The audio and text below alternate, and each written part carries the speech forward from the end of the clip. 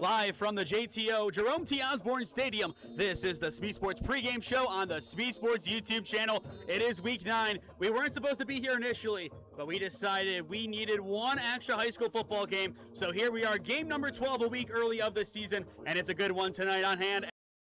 6-2 record on the year take on the 5-3 Holy Name Green Wave. I am Nathan Smee, alongside me Bryce Fisher, who is going to be on the call with me this evening, and then off to my right is DC Daniel Clark. He'll be on our sideline cam. Bryce, it's no longer your birthday. You're a year older and you're back in the booth.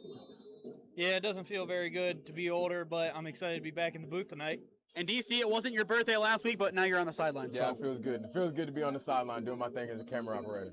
Should have a fun one in store tonight, but you look at the history of this matchup, gentlemen, and it is lopsided in favor of Lake Catholic. This is meeting number 37 all time. Lake Catholic 31-5 over the Holy Name Green Wave. If I refer to my notes real quick, the last time that Holy Name did beat Lake Catholic, you have to go all the way back to October 12th, 2002. I wasn't born yet. You weren't born yet. DC, were you born at that time? No, I was not. 2003, baby. So just missed the cutoff for that.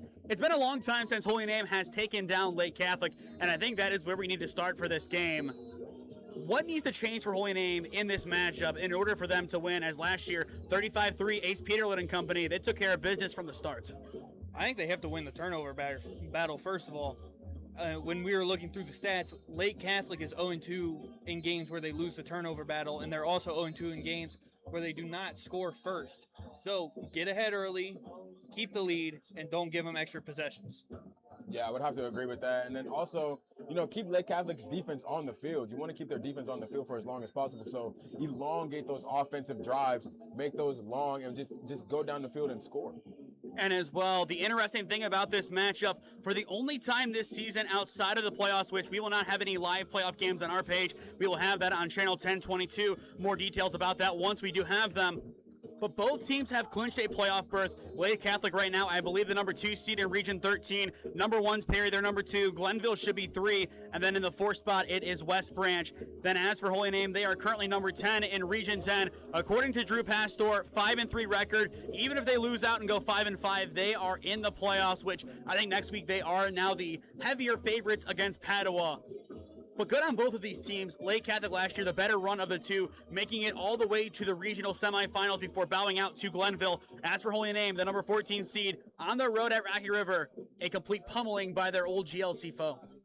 Yeah, obviously not what you want to do, but going into this year, they're fighting to get home field advantage. That's all they're looking for right now. They want to close out the season strong, get in rhythm, and have JMO ready to go once the playoffs hit. Yeah, most definitely. And just getting a win tonight is just going to get you another win in your conference battle. You want to be 2-2, and if you get another win next week, you'll be 3-2 going into the playoffs. So it's just a good energy going into the playoffs. Looking back at last week for our first of 3 quote-unquote highlight packages, Holy Name and Elyria Catholic, 24-7 your final. Holy Name got the win, and the big man, Jeff Bird, the left tackle, he has a rushing touchdown. He is the only player on Holy Name's roster this year to have scored a touchdown on every single touch. DC, I'm going to toss this one over to you first. As a lineman, did you ever have the opportunity to score a touchdown? If so, how was it? And if not, what would it have been like? I've never scored a touchdown as a lineman, but I've had like multiple fumble recoveries. So that's a good feeling. But if I did score a touchdown, I think the best thing would have been my celebration. And Bryce, obviously not the same universal experience here, but what would you think that would feel like? Probably awesome. I'd probably hit the sexy Dexy dance. The celebration is the key there. I don't know what Jeff did. All I know, it was a basic fullback dive, heading into the end zone and scoring. But Holy Name getting a big redemption win. The year before that, it was 13-3 with arguably a better squad. So that is a good thing for them. If they lost that matchup, they had a 96% chance to make the playoffs, but that really could have changed their season. It happened a couple of years ago. You beat Valley Forge in the final game of the regular season, and then I think it was Woodridge getting upset by like 17 points that knocked Holy Name out of the playoffs. They know that heartbreak, and this year, at least not in the regular season, they will be able to avoid that heartbreak. Game number 2 to look at, Lake Catholic, an easy job on the road, 30-0 over Padua. Padua's obviously having some struggles this year. We have known that. But to get that win on the road in convincing fashion, what does that mean for Lake Catholic, as every single game for them is a big game, no matter if they're taking on Glenville in a regional semifinal or Akron Buckle like they did, I believe, last season in week 3? It's huge for them, and they were, again, able to hold their opponent under 150 total yards on offense. That's the biggest takeaway I had, was their ability on the road to limit their opponent's offensive gains. That's one of the big things you generally see when you're on the road. The home team generally has the better offensive total yards. Lake Catholic did not allow that to happen last week against Padua. Yeah, Lake Catholic only holding to 138 yards on offense has got to be one of the most incredible stats. I mean, that means you got less than 100 yards on the running game and the passing game in total. So, just trying to combine those and just thinking about how good their defense is, how good that defensive line is. You got a lot of kids on the defensive line that are getting good sacks, good amount of sacks. They got a sack leader right now, 6 sacks. I mean, that's just incredible to think about, just great job on defense, and let them keep rolling just like that. And especially rolling into this game, I think it'll be a pretty good and high energy game. And the thing with Lake Catholic, this was a team and really a school that was built on the class of 2025 baseball. Trobenter and Radigan, both excellent players, the main battery, helping them win a state championship. As for football, Trinetti, an excellent quarterback, now at Baldwin Wallace. You lose Cross Nemo, who was a great tight end for a number of years. His brother Cruz, a right guard for this team, a senior, still on the roster. You lose Ace Peterlin. You lose DJ Sears. You lose a lot of that flexibility. You lose a lot of your star players, but as Coach Gibbons said before the game, it's just the tradition here at Lake Catholic. Keep in mind, even before that, in the 2020 season, a deep run in the playoffs, these guys know how to get wins no matter who is on the roster. Yeah, and that's part of culture. When you come in with a winning culture and you go through the halls, I'm sure they're much like my hometown team of Glen Oak. You have your banners throughout the hallways and the trophies throughout the hallways. You see what winning feels like, and you try to envision that. Obviously, Glen Oak hasn't had the same success in the past 30 years, but Lake Catholic has for football. So they're going to be trying to do what their past teams have done and write a name for themselves. Yeah, exactly. Just like having an alumni place where there was a foundation already before you started playing. It's about keeping that image and keeping that reputation up and keeping that standard up as well. You can't go into a game and kind of, half play or not put as much energy into it as your peers did in the past. It's one of those things where you have to have a level of humility going into the game to know, okay, I have to perform tonight. I have to play well.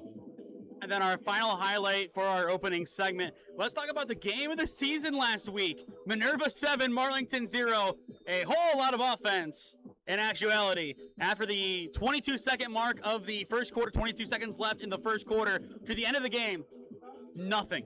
Absolute nothingness on offense. If you love defense, that was your game. But if you wanted offense, you tuned out pretty quick, and I'm sure tuned in elsewhere.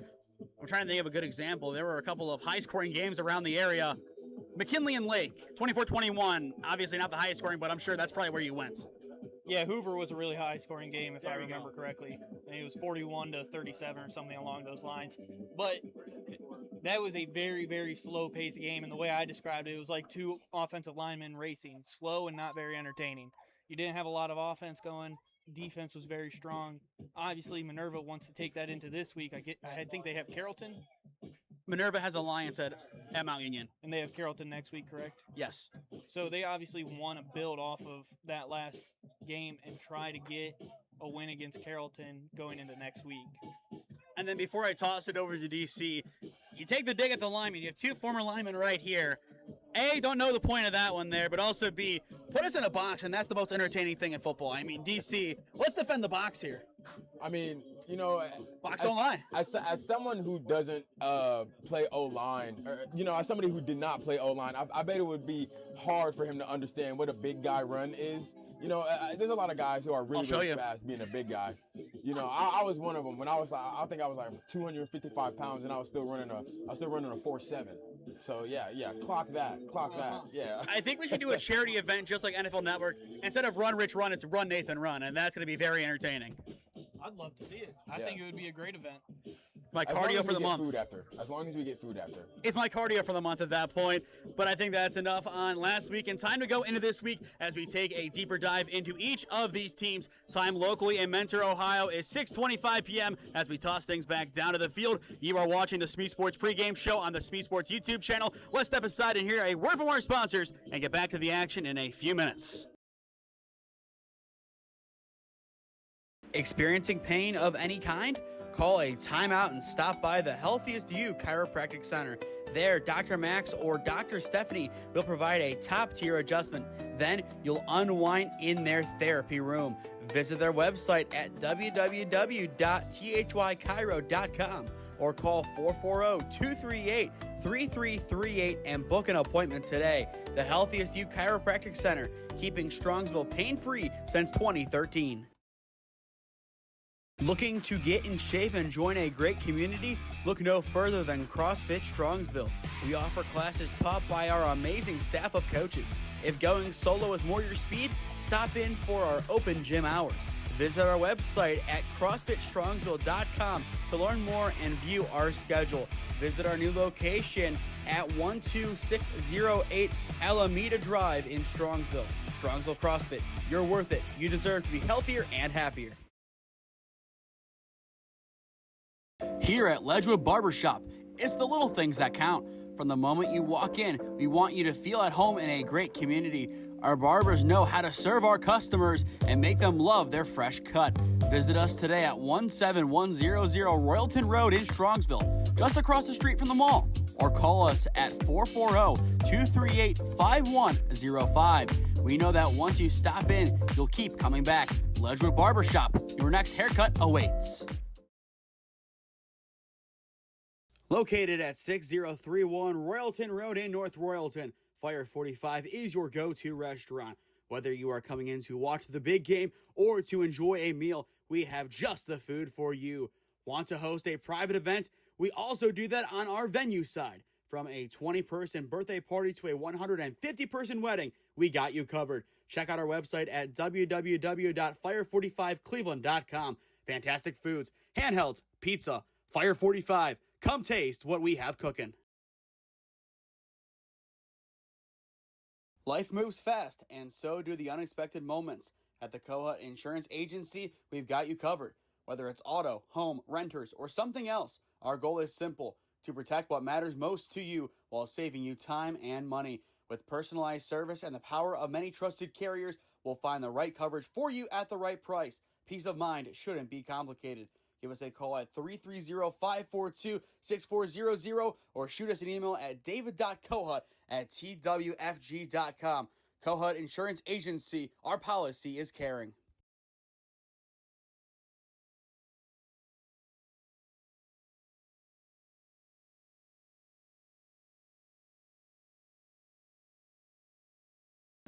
Yeah. Welcome back to Jerome T. Osborne Stadium in Mentor, Ohio, as you are watching the SmeeSports pregame show on the SmeeSports YouTube channel. DC getting in some last-minute studying off to my right, Bryce Fisher off to my left, and I am Nathan Smee on the call for you and hosting the pregame show this evening. Gentlemen, let's take a deeper look at each of these two teams tonight. Both have different things going for them, similar records, but Lake Catholic, the favorite in this game, supposed to win by 25 total points. Well, let's start with the visitors on the scoreboard. Holy Name, 5-3. You get a big win on the road at Dan Reeser against Elyria Catholic. You now get a playoff berth, second consecutive season after the lull year of 2023, as you missed the playoffs as the 17th seed in the old format. How does this bode for their momentum, as before that, they had played two conference games, 21-0 and 35-0. No points in two games. I think it's huge. I think it's the biggest thing I had my takeaways was JMO limited his turnovers. Obviously, that's been an issue this whole season. Limiting himself to one turnover in that game was what allowed Holy Name's offense to stay on the field and not let Elyria Catholic answer back. Yeah, I mean, gosh, man, you got to come into a game and be prepared to score. You can't just come into a game and not be prepared to score. Like, you can't go into a game and not score. So like that's gonna hurt your record. I mean, 116 points against you on defense all year.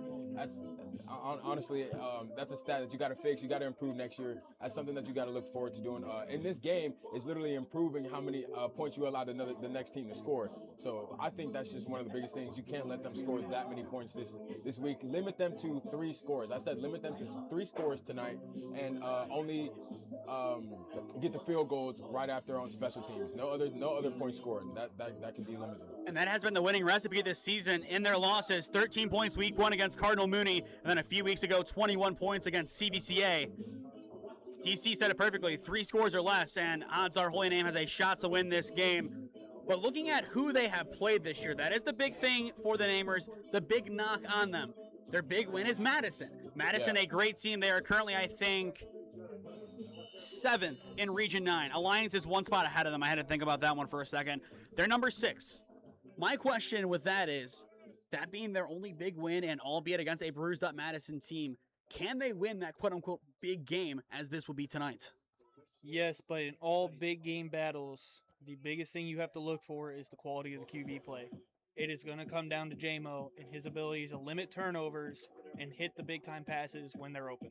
And as well, before I go to UDC, Holy Name in that game only scoring 14, defense allowing 13, and I believe all 13 were in the first half. Yeah, all 13 was in the first half. Holy Name scoring 14. Getting that win by 1 point shows a lot on how their offense can really just calculate what they need to do to score. Like Bryce said, go ahead and give JMO a lot of leg room. Let him kind of do what he wants to do on the field and let him just get the ball down to where he needs to be. And then finally, I think you guys know where this one's going. Can he? And if the answer is yes, how does Connor Jameson find a rhythm tonight? I think he can. I think it starts with the coaching staff, though. They have to be willing to take the short gains, take the small passes, quick hitters, slants, bubble screens, running back screens, whatever it may be. Get him in rhythm early. Let him trust his arm, trust his legs, and then let him take the deep shots later in the game. Don't have him take deep shots early on, and tell him that. Tell him, JMO, listen, this play is not designed for a 30-yard bomb right here. I want you to hit ASO on a 8-yard in route. That's all it has to be. Keep it simple tonight.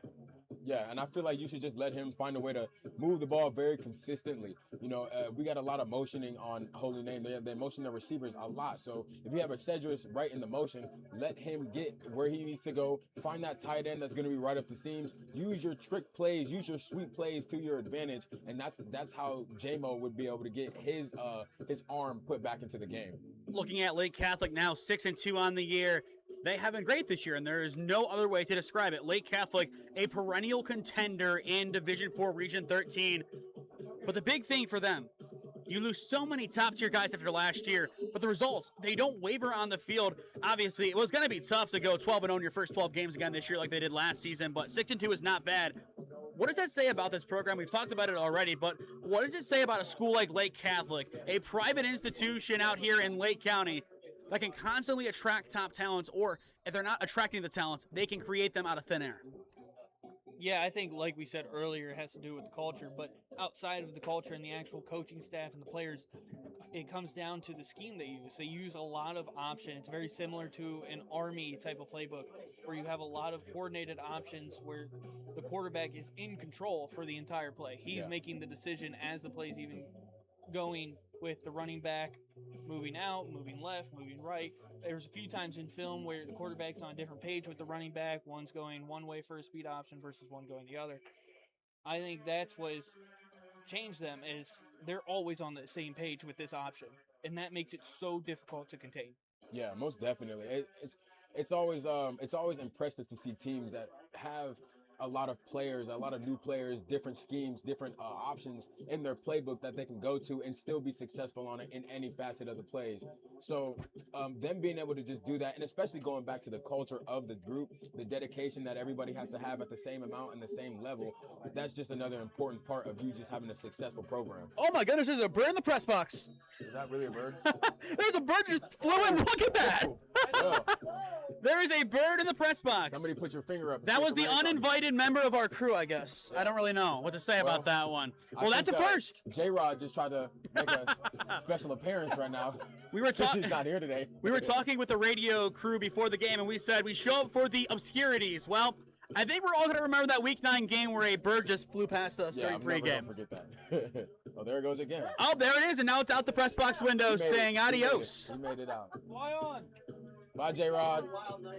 I guess Vlad Guerrero is visiting. But back to Lake Catholic.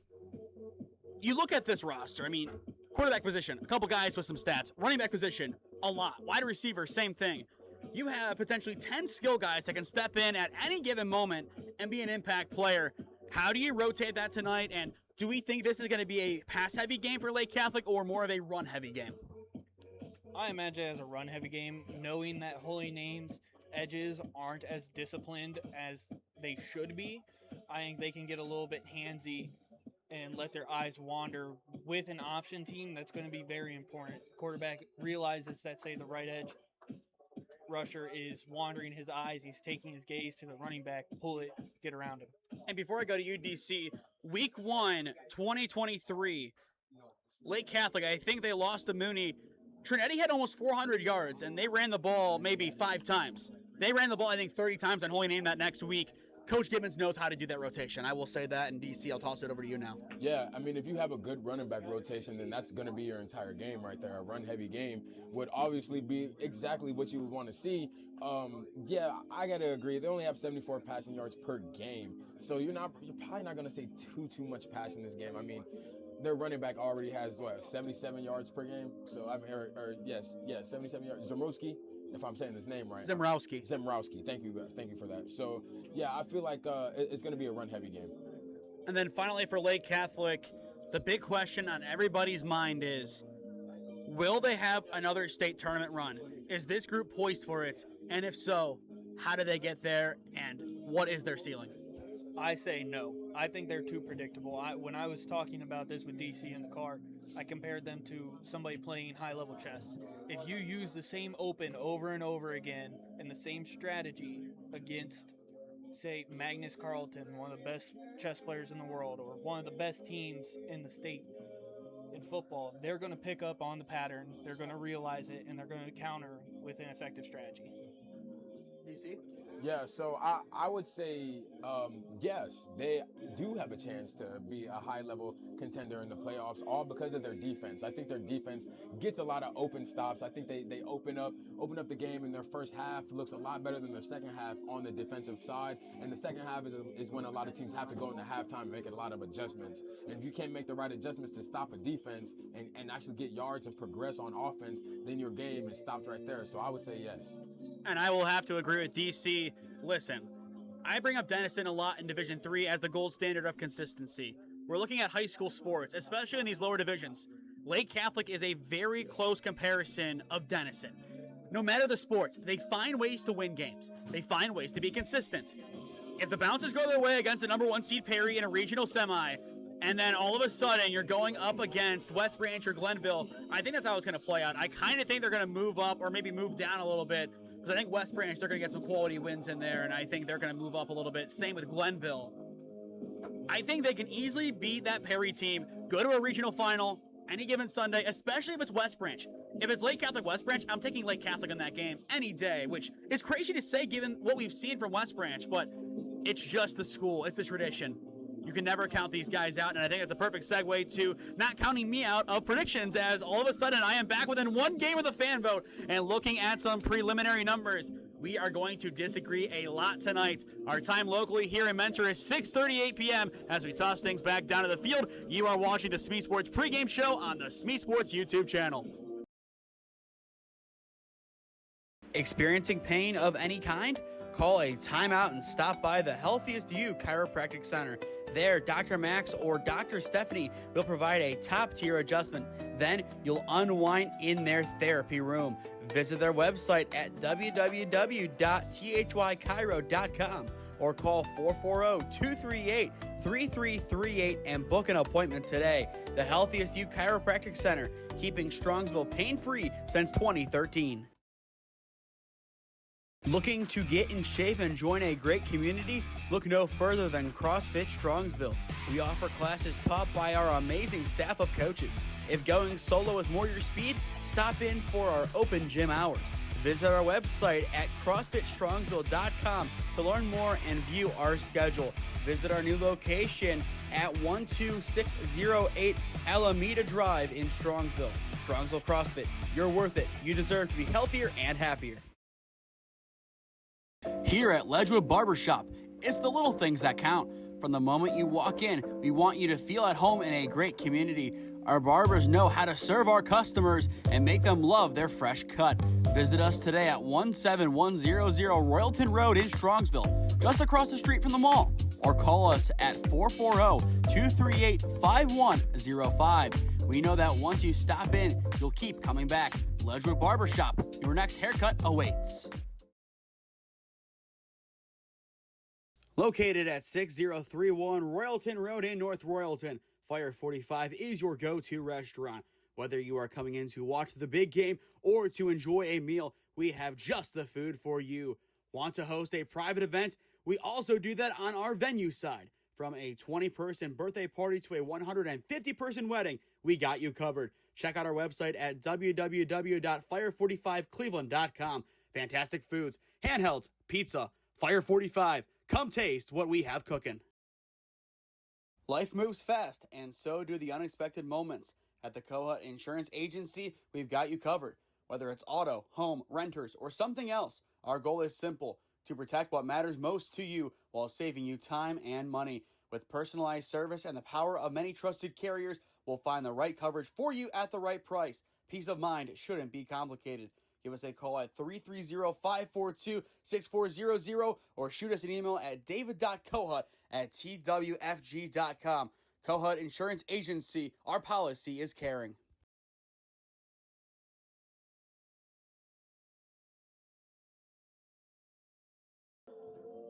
Welcome back to Jerome T. Osborne Stadium in Mentor as you are watching the SmeeSports pregame show on the SmeeSports YouTube channel. And ladies and gentlemen, it has become dark outside. It's fall. You can really feel it. It's week 9. The energy is around here. A lot is on the line. Well, for predictions at least. I know a lot's on the line on the field, but predictions as well as we look at our leaderboard for that. In last place, the man who chose Avon versus Avon Lake over this lovely game for his alma mater, Cam Ragazzo, 62 and 58 right there. In third place, it's Gabe, 66 and 54. I moved him out of second place as I have 67 right and 53 wrong. In first place, it is the fan vote, 68 and 52. Bryce is the kid that we give a participation medal to as he came in late, 45 and 30, and he's going to treat that participation trophy as the World Series crown. Yeah, for sure. All right, 15 good games to go with, and I think we start with the best one first. St. Ed's and Archbishop Moeller. In my opinion, it's going to be a shootout. It's going to be a dogfight, but give me St. Ed's. I just feel like they have enough. Fan vote, 73% agree and are going with St. Ed's. Bryce, DC, who do you guys have? I think the fan vote is biased since we're all from up north and we're all going to go with St. Ed's. So But the last 3 are Moeller. well, they're weird. So give me St. Ed's. Yeah, I think people are smart, so go St. Ed's. We'll go to Cam and Gabe when we're done because flipping between 3 different screens is a little much as they're not here. Game number 2 features Hoover and Lake. The fan vote is going with Lake. I did hear Ty DeGeorge is active tonight, but I say no. Give me Hoover, give me John Collins as the Vikings get another big win in the Federal League. Listen, Ty DeGeorge was great in the first 2 weeks, but Al Q has been phenomenal as a QB for Lake over there. I think they're crazy to put DeGeorge back into the mix completely. I like Alex Q. Give me Lake. Yeah, I'm going with Lake. As for game number 3, it is a big one in the Cleveland West Conference. Pretty much the Cleveland West Conference championship game as Buckeye takes on Rocky River. The one press box that I was yelled at in, I'm going to go with Buckeye. They get the win over Rocky River. I'm going with Buckeye, too. Give me Rocky River. I'll have to tell you guys the story of that one a little bit later. I'm sure you're curious now about that one. But the fan vote, they will agree. Medina Buckeye gets the win in that one. Game number 4, Brunswick and Cleveland Heights. The fan vote is going with Brunswick, as am I. The Blue Devils getting hot at the right time. I think they're going to cool off. Give me Cleveland Heights. No, I want Brunswick. Game number 5, another one in the Greater Cleveland Conference, Medina and Euclid. I'm going with Euclid in this one. I think Medina has struggled this season mightily, and I think those struggles continue tonight. The fan vote, though, 69% going with the Battling Bees. Bryce, was there a bee in your car? Did a bee sting you? What's your logic for this one again? Well, there was a lot of bees, actually, in the stands down there. I don't know what they have going on, but there's got to be some nests down there because they're all over the place. I don't really like bees, though, so give me Euclid. Yeah, I'm going to go with Euclid. Every week, man. Every week. And speaking of some shocking predictions, the fan vote is going with Maple Heights over Garfield Heights, 52%. Give me Max Stevens. Give me Garfield Heights. Give me the most improved team in the state of Ohio for the 2025 season. Go Dogs. Yeah, give me Garfield Heights. The fans know nothing. Yeah, I don't know what the fans were thinking about with this one. I want Garfield Heights as well. And now, depending on how Maple Heights plays out the rest of their season, week 1 of the playoffs, Alliance could play Maple, which means we could be covering that game. And DC are going to be a little bit nicer than that one. Yes, yeah. We're going to keep our mean words away. Game number 7, another fierce Federal League battle, Green and Perry. This is the classic catch-22. If I go with Green, they lose. If I go against Green, they win. I'm going with Tyson Honka again. They've been hot. I think they take down Perry. Yeah, they've been the same deal for me. I think we've been on the same page every time we've had a game with Hoover. I'm going against you this time, though. Give me Perry. Got a little battle going on right now, but I'm on Green. The fan vote does go with Coach Lino and Perry. We'll see how that one does shape up. Canton South and Tuslaw up next. Canton South does win the fan vote, but I do have one response. Brock Dial, give me Tuslaw. I saw a really embarrassing video of DJ Wilson the other day, and he's a Canton South alum. He had a bad time trying to get a balloon over a fence in the minor leagues. So give me Tuslaw. Tuslaw, baby. Give it Tuss. Next game up, game number 9, maybe the game of the week in comparison to Eds and Moeller at a lower level. Benedictine and Villa Angela St. Joseph. VASJ was the first game I ever called against Holy Name. Give me VASJ. As for the fan vote, before I go to you, Bryce, they go with the Bengals of Benedictine, another team that Alliance can play in week 1 of the playoffs. If you know, Bo knows. Give me Villa Angela St. Joseph. There you go. I'm going to go with Benedictine. Next up, CCC and Warren JFK. The fan vote is going with Cleveland Central Catholic, as am I. Gentlemen, who do you have? I'm right there with you, CCC. Yep, CCC. Next up, Ridgeville Amherst. I'm going with Ridgeville. As for the fan vote, they are also going with Ridgeville 88% of the way. The fans are very smart. Give me North Ridgeville. You know what? I'm going to play Devil's Ave, and I want to go with Amherst. And as well, we're just getting an update here. Maple Heights and Garfield has been canceled, and I believe they're playing tomorrow now. It sounds like there was an altercation potentially between those two teams. That was a fierce game going into today. We will see how that one does play out tomorrow. If not, we will add a 16th game next week to counteract it, but hopefully we will not have to. Next up, North Olmsted and Valley Forge. The fan vote goes North Olmsted. I'm going Valley Forge. They've been hot this year. They're projected to host. Give me my dad's alma mater. Valley Forge just sounds cooler. That is 100% true, but we're going to go ahead and go with North Olmsted. Game number 13. Oh, man. Willoughby South and Chardon, another team that Alliance can play. Give me Chardon, the old big bad of Division III in the early 2020s. I cut a kid from Willoughby South, so I got to cut Willoughby South. Give me Chardon. Yeah, I'm going Chardon. What the heck? And he is a baseball coach for Diamond Boy? No. Yes, sir. Oh, I was right. Look at that. Penultimate pick, Bucktle and East. I'm going with Akron East. They have been sneaky good this year, and I think they get a sneaky victory over Akron Bucktle. Give me Bucktle. I was going to say Bucktle, but I kind of agree with Smee. I'm still going to say Bucktle. I'm still going to go with Bucktle. And going in retrospect, the fan vote went with Chardon, and then for that game went with Bucktle. Final game, Mayfield-Kenston. The fan vote goes with Mayfield, and I'm going to give you a Bryce Fisher logic. My couch in my house at Mount Union is from a Mayfield alum who was also the JV coach at Holy Name High School. Shout out Coach Goose. Give me Mayfield. Coach Goose. Yeah, Coach Goose. I hate geese. Give me Kenston. Yeah, give me Kenston. I don't even like the geese on the campus. Those guys are just straight mean. What's wrong with Kevin Gusick, man? I don't know. It's just the Great the JV last coach. name. Great JV coach. Nah. Yeah, it's the name. I think Cam's going to have some word for you guys next week. I think that there's going to be some comments made. But before we wrap up our pregame show, time to get back to these two teams. Keys to victory, as I've done the last couple of weeks, each of you guys will take a team. I'm going to do a imaginary coin flip. Oh, yeah, Bryce, you're going to take Holy Name. Awesome. So my first key to victory is you got to keep J-Mo clean on third down. Obviously, we know he gets his feet rushed, and when his feet get rushed, he airmails the ball. You cannot let him airmail the ball on third down. You have to have a competitive throw that allows your player to make a play on it. So do not let him get hit on third down. You know they're going to be running the ball on you. You have to get a good push from that D-line. Make sure they have active hands holding that offensive edge. And these linebackers have to be active with their eyes. They have to see the option early, recognize the read, and hold their water. They can't be jumping off the gun. They have to sit back, make the read, then pursuit. My final key is utilize the size they have in the wideouts. The DBs for Lake Catholic are not nearly as big as Holy Name's wideouts. Utilize that side, get the ball in the air, beat them on the outside. DC, now to you for Lake Catholic before we send you down to the sideline. Yeah, for Lake Catholic, I mean, they're a pretty good team, pretty good defensive team. I don't really have too much to say on the defensive side of their play, but for their offense, I do want to see them score first. I think that is the first key to victory is be the first person to score. Like Bryce said, they're 0-2 on when they don't score first, when the other team scores first. So score first. My second key is no turnovers. Limit the amount of mistakes that you make in the first half, so when you're going into the second half, you don't have as many adjustments to make coming out of the first quarter or first half. And my third key is just look for ways in the Holy Name offense and in the Holy Name defense to try to get off on them. Look for easy ways to win, easy ways to score, easy ways to get first downs, and the game is yours.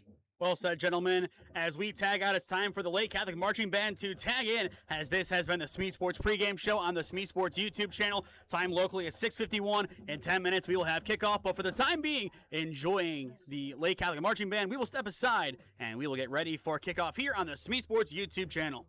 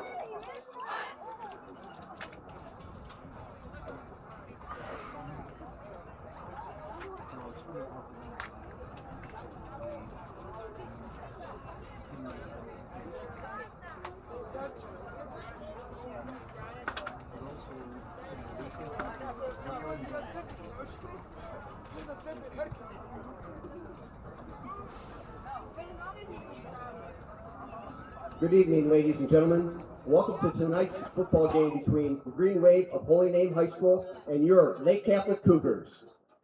Holy Name High School and Lake Catholic High School are both members of the Ohio High School Athletic Association and abide by high standards of conduct, competition, and relations with member schools.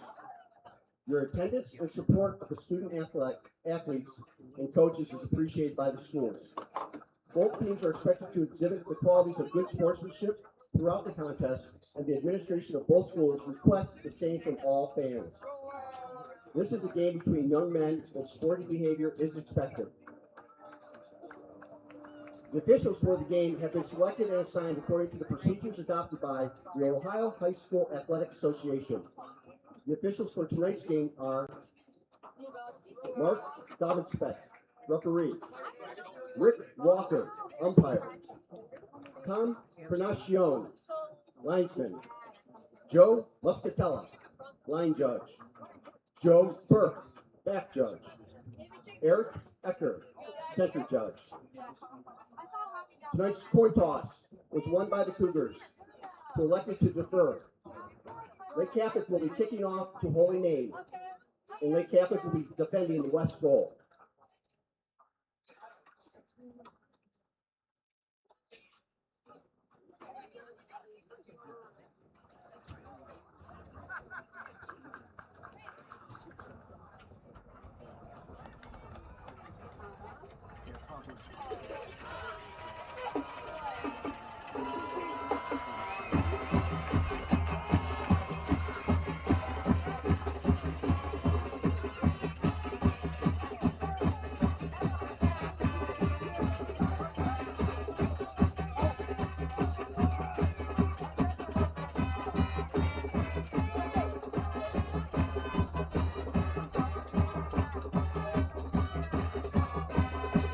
Official time for tonight's event will be kept on the field as the scoreboard clock is not currently working. We will update the fans as much as we possibly can. Again, tonight's time will be held on the field by the referee.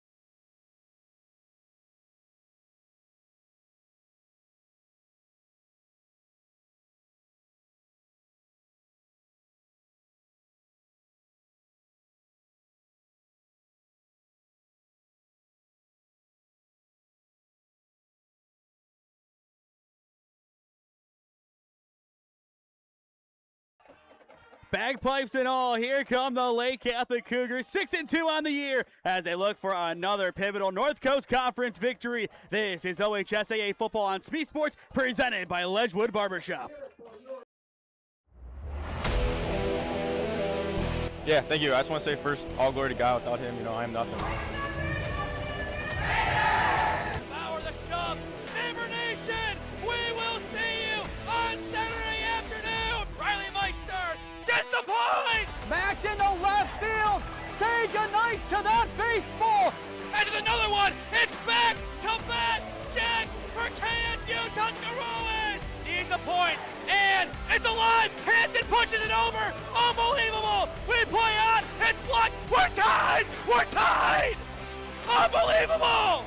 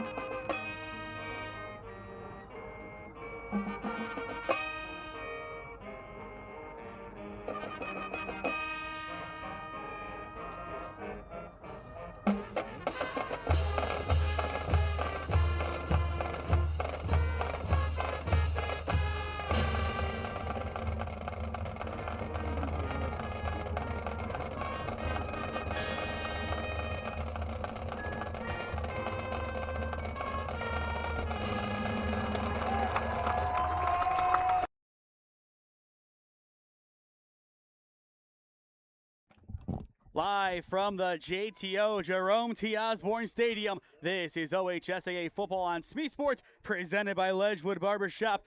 Tonight, it's a battle of two teams already confirmed to be in the OHSAA playoffs as the 5-3 Holy Name Green Wave make the trip from Parma Heights to take on the 6-2 Lake Catholic Cougars. Good evening, everybody. I am Nathan Smee. Alongside me on the call, Bryce Fisher this evening. Bryce, it's week 9. We added this game for a reason, and we're here to see some good football. Yeah, man, I'm excited. I think it's going to be a great game tonight. I think there's going to be a lot of scoring, and it's going to be a good one. Something interesting to note, the official time is being kept on the field today. The scoreboard time not working, so we are going to do our best with our scorebug to keep it up to date. It won't be perfectly accurate. We do apologize for that. It happens every so often. I think that happened at Mount Union for their game against Otterbein. They had to blow up the scoreboard from the live stream to put it on the actual Jumbotron to show it, and that was the homecoming game. A big night for Holy Name, or rather Mount Union, but they were able to get through it. Tonight, we're going to make do, and we're going to see some good football either way. Yeah, things happen. There's a lot of things you can't control in life, and this is one of them. So Sarah's going to be working her butt off back there. She's going to be trying to keep it as accurate as possible for you guys, and we're excited. And the battle tonight that we are going to look at very closely, the quarterback battle for Lake Catholic, number 18, Max Pisano, the sophomore. For Holy Name, the junior, Connor Jamison. Who has the edge tonight, and who needs to do more for their team to win? Well, I think JMO has to do more for his team to win. I think if he doesn't live up to what he's supposed to be doing, then there's no chance for Holy Name. But I think on the other side, Max, has to do the little things properly. He has to limit the turnovers, and he has to keep his team in rhythm. And I would have to agree, Lake Catholic will be deferring to the second half, but now it is Owen Pry coming on to kick, so it's flipped. Lake Catholic will get the ball to begin. Yeah, we'll see how that does affect the game. I thought I heard differently from the officials before the game, but who knows? And I think they did a motion saying, flip it, and that's probably what it was for. So Holy Name, they will be kicking off to begin the game. Owen Pry, he has been on a tear this season. The junior, he has been so consistent for the Namers, and they need him again tonight. They need everybody tonight. 5-3 versus 6-2. It's week 9, and we are off to the races in Mentor. There is the kick from Pry, and it is taken in at around the 25-yard line by Lake Catholic, and they get a solid return to get the night going. An excellent starting field position point for the Cougars, and that'll bring on the offense.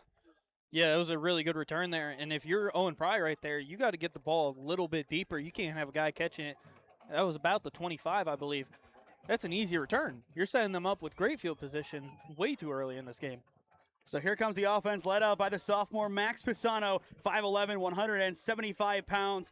This year, 64 total passes, 523 yards, 5 touchdowns, 5 picks, 500 in that category. Yeah, unfortunate, but he's being efficient enough.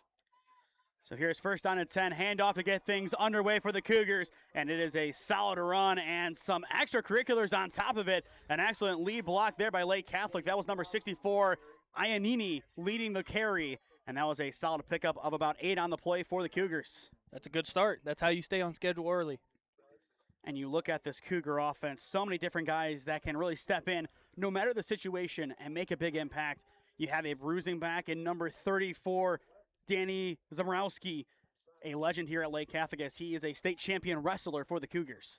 Yeah, his last name's a handful to say, but he's also a handful on the field. He is a phenomenal running back. Handoff on second down once again, and that is why he is a handful. It takes around 4 Namers to drag him down, but not before he takes it inside Namer territory and gets a first down for Lake Catholic. Good, tough run there. I was talking to DC earlier. He's not the prettiest runner in the world. You're not going to say, wow, he looks really smooth running, but he is a hard-nosed runner. He is going to run at you and bowl you over. Heading into play tonight, 622 yards on the ground, 8 touchdowns on 116 carries. That's really efficient right there. And I believe it is 5.4 yards per carry. You want 4 or better in that category, and he has 1.4 in favor. And we will see a timeout called here on the field, as it looks like both teams will have an opportunity to talk things over. And it looks like it's an injury timeout potentially. Looks like it was number 58 for the Lake Catholic Cougars. He was hobbling a little bit there. That is Connor Brew, the junior, 5'9", 240. Brew is the starting center, so that is a big blow. It'll be Brian Rako, number 66, most likely coming in for him, but we will see on the official setup. It looks like Iannini is going to bump over to center, so we will see how this bodes for the Cougars on first down. Yeah, that's a tough loss early. And this will be the first pass of the game, caught in the flats by Lake Catholic, and an excellent tackle out in open field prevents any gain on the play. It's a loss of 1, and that tackle coming in from Tommy Unko. Really good open field tackle there. That's one of the hardest plays to make defensively as a linebacker or a safety, coming downhill hard and having to tackle a guy who can make any move that he wants to. He's in the open field. It's just you and him. If he gets by you, he's got open space. And coverage that was, or rather out in the flats, that was Valentino. Catch number 12 on the year. $111 yards, now down to $110 with the loss on the play. And that'll set up second down and long. It is a QB keeper. Pass is caught. A nice use of the RPO. And they will get positive yards on this one. A nice play by Peter Malcheski. That was a really good play. And that was actually one of my notes coming in, was his ability to throw on the run. He struggles rolling to his right, which obviously as a lefty, that's going to be assumed.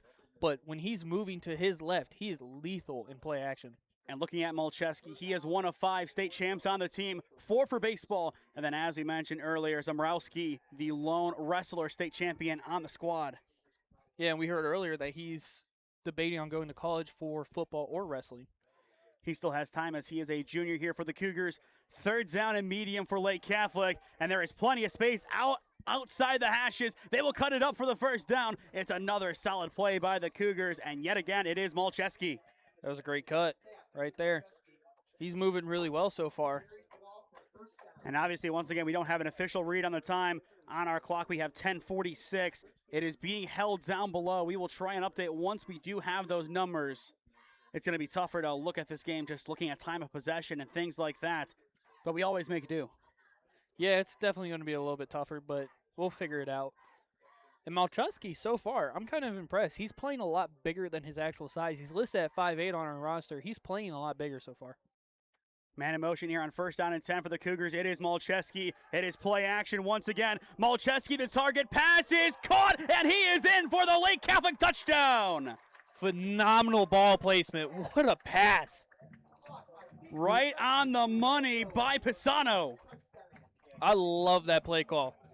Get Malcheski in motion, get him going, then he's basically running a wheel route off of that motion, taking it up the edge. He is a linebacker trailing him. That linebacker's not going to keep up. You have no chance there. If you think that linebacker's keeping up with a dude that quick, you are crazy. It felt like a reverse wheel route. Usually it's you play to the strength, you go up the sideline. That time he comes across in motion, he doesn't stop, and sometimes that is the best play call. Yeah. Changing the strong or the weak side to the strong side and letting your best playmaker, in my opinion, make a play. And it is Lake Catholic attempting the extra point here. That'll be number 80, Fredericks. And his kick is up, and it is going to be good. It's an early lead for Lake Catholic, courtesy of Peter Malcheski. A time that is unknown to us. I believe 8:47 is what we are guessing. Left to go in the first quarter. It is Lake Catholic 7, Holy Name 0, your score, as you are watching OHSAA football on SmeeSports, presented by Ledgewood Barbershop. Experiencing pain of any kind? Call a timeout and stop by the Healthiest You Chiropractic Center. There, Dr. Max or Dr. Stephanie will provide a top-tier adjustment. Then you'll unwind in their therapy room. Visit their website at www.thychiro.com or call 440-238-3338 and book an appointment today. The Healthiest You Chiropractic Center, keeping Strongsville pain-free since 2013.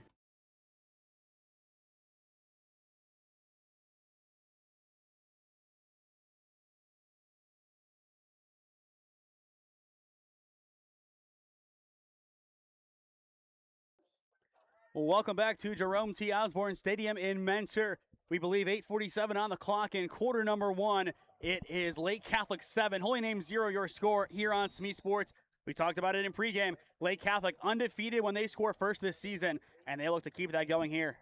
Yeah, that's exactly what they wanted to do. Get an early drive, staying on schedule, getting ahead of schedule even, and forcing the Namers to play from behind. And we have not seen their offense yet, but we will see it here after this return taken inside the 5. And there is some space on the outside. A solid return by the Green Wave, and they will get it at their own 26. And now it is time to enter Connor Jamison, the junior signal caller for the Green Wave. Yeah, and he's extremely talented. When you see him get out there, you're going to see size. And we've talked about this briefly off air. I'm going to name some guys really quick in the pros. Stafford, Jaden Daniels, Jared Goff, Jordan Love. Some freshmen coming into college football. Bryce Underwood, Tavian St. Clair, Malik Washington. That is UMich starting quarterback. That is OSU's 5-star quarterback and Maryland's starting quarterback. These are all guys that have the same size and build as Connor Jamison. Wow. Truly puts it in perspective here on first down. Over the middle, pass is caught quickly, and it is an immediate first down for the Green and Whites. Yeah, and that's all you need to do. The quick hitters, keep him in rhythm, and don't force anything downfield early. And that was caught by Jeremiah Sanders. He has really gotten involved in this offense as of late. He's a guy that, for Holy Name, he's hot a couple weeks, doesn't play a couple, then magically comes back. Glad to see him out on the field tonight, as that was catch number 6 for him on the season. He has been really active these past couple of weeks. Yeah, and I like the Lake Catholic there bringing the free safety down to play a little hook zone. And it is going to be a wheel on the near side for Onco. First down and 10. It is a handoff. And maybe a yard on the play for the Namers, as that is Xavier Rodriguez. Yeah, tough run there. Xavier Rodriguez so far on the year, 80 carries, 487 yards, and 6 scores. I believe from what I was told, he was inactive last week. Yeah, might have had a little bit of an ankle issue, something small, minor, that he just didn't want to play with, or the training staff didn't want him to play with. So coming off of a longer 2 weeks, he has a chance to feel fresh. And he also did miss the game on the road at Marion Franklin in Columbus earlier on this season. Second down to 9. Jamison, his pass quickly caught, and there is some open space after the first down. It is Xavier Rodriguez inside the 10. A chance to go all the way. He is close, and they will down him at the 1. What a catch and run by Xavier Rodriguez. That is all you need to do if you are Connor Jamison and the Namers tonight. Get the ball to your playmakers early. Don't force it downfield, and let them make the action happen. And DC, he is now trotting towards the end zone. He knows what to anticipate, but what a run by Xavier Rodriguez. Open field, he gets open. That's what he does so good, and that's what he's done throughout his entire time at Holy Name. If you go back and look at that replay really quick, I think he might have actually scored there. He rolled on top of the defender. And we'll see handoff here on first down and goal, and he is in. Touchdown, Holy Name. And just like that, the Namers are back within 1. Doesn't matter, but I think he might have had a touchdown there. And as you said, it does not matter. They punch it in from 1 yard out, and they were quick up to the line as well. And you see it on your screen. It bleeds into the replay. And that jumbo package, that has been so dangerous. That is Nick Nemeth with the rushing touchdown from 1 yard out. Yeah, with the extra offensive lineman in there, it looked like an offensive guard for the Namers playing a fullback position, leading the charge. Rushing score number 5 this year for Nick Nemeth. And in the year, he also has 1, so a total of 6. An opportunity here for Owen Pry to make it 7-7. Yeah, we said it was going to be a shootout. We knew there was going to be a lot of points scored. And 5 minutes into this game so far, at least we think 5 minutes so far into this game, we've already got 2 tutties. And once again, we do not have an active scoreboard in the stadium, so we are doing our best with what we know. Here is Owen Pry lining up for the extra point. It bounces in. Here comes the extra point, and it is going to be good. Good focus. What a recovery there by Onco. Great focus. Way to hang in there, not panic. Bounce straight back up to him so he knew he could get the ball back down. Get it down, let your kicker do his job.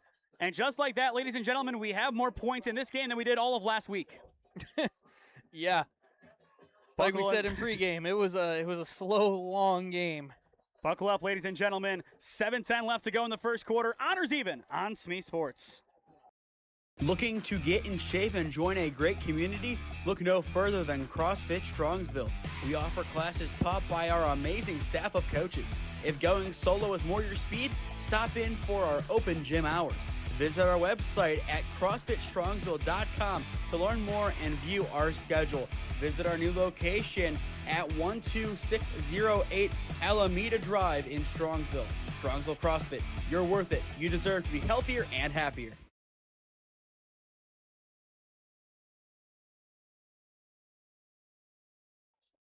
Well, welcome back to Jerome T. Osborne Stadium, and Bryce, already a wrinkle in this one. Lake Catholic scores quickly as expected. That could have been a sign of things to come.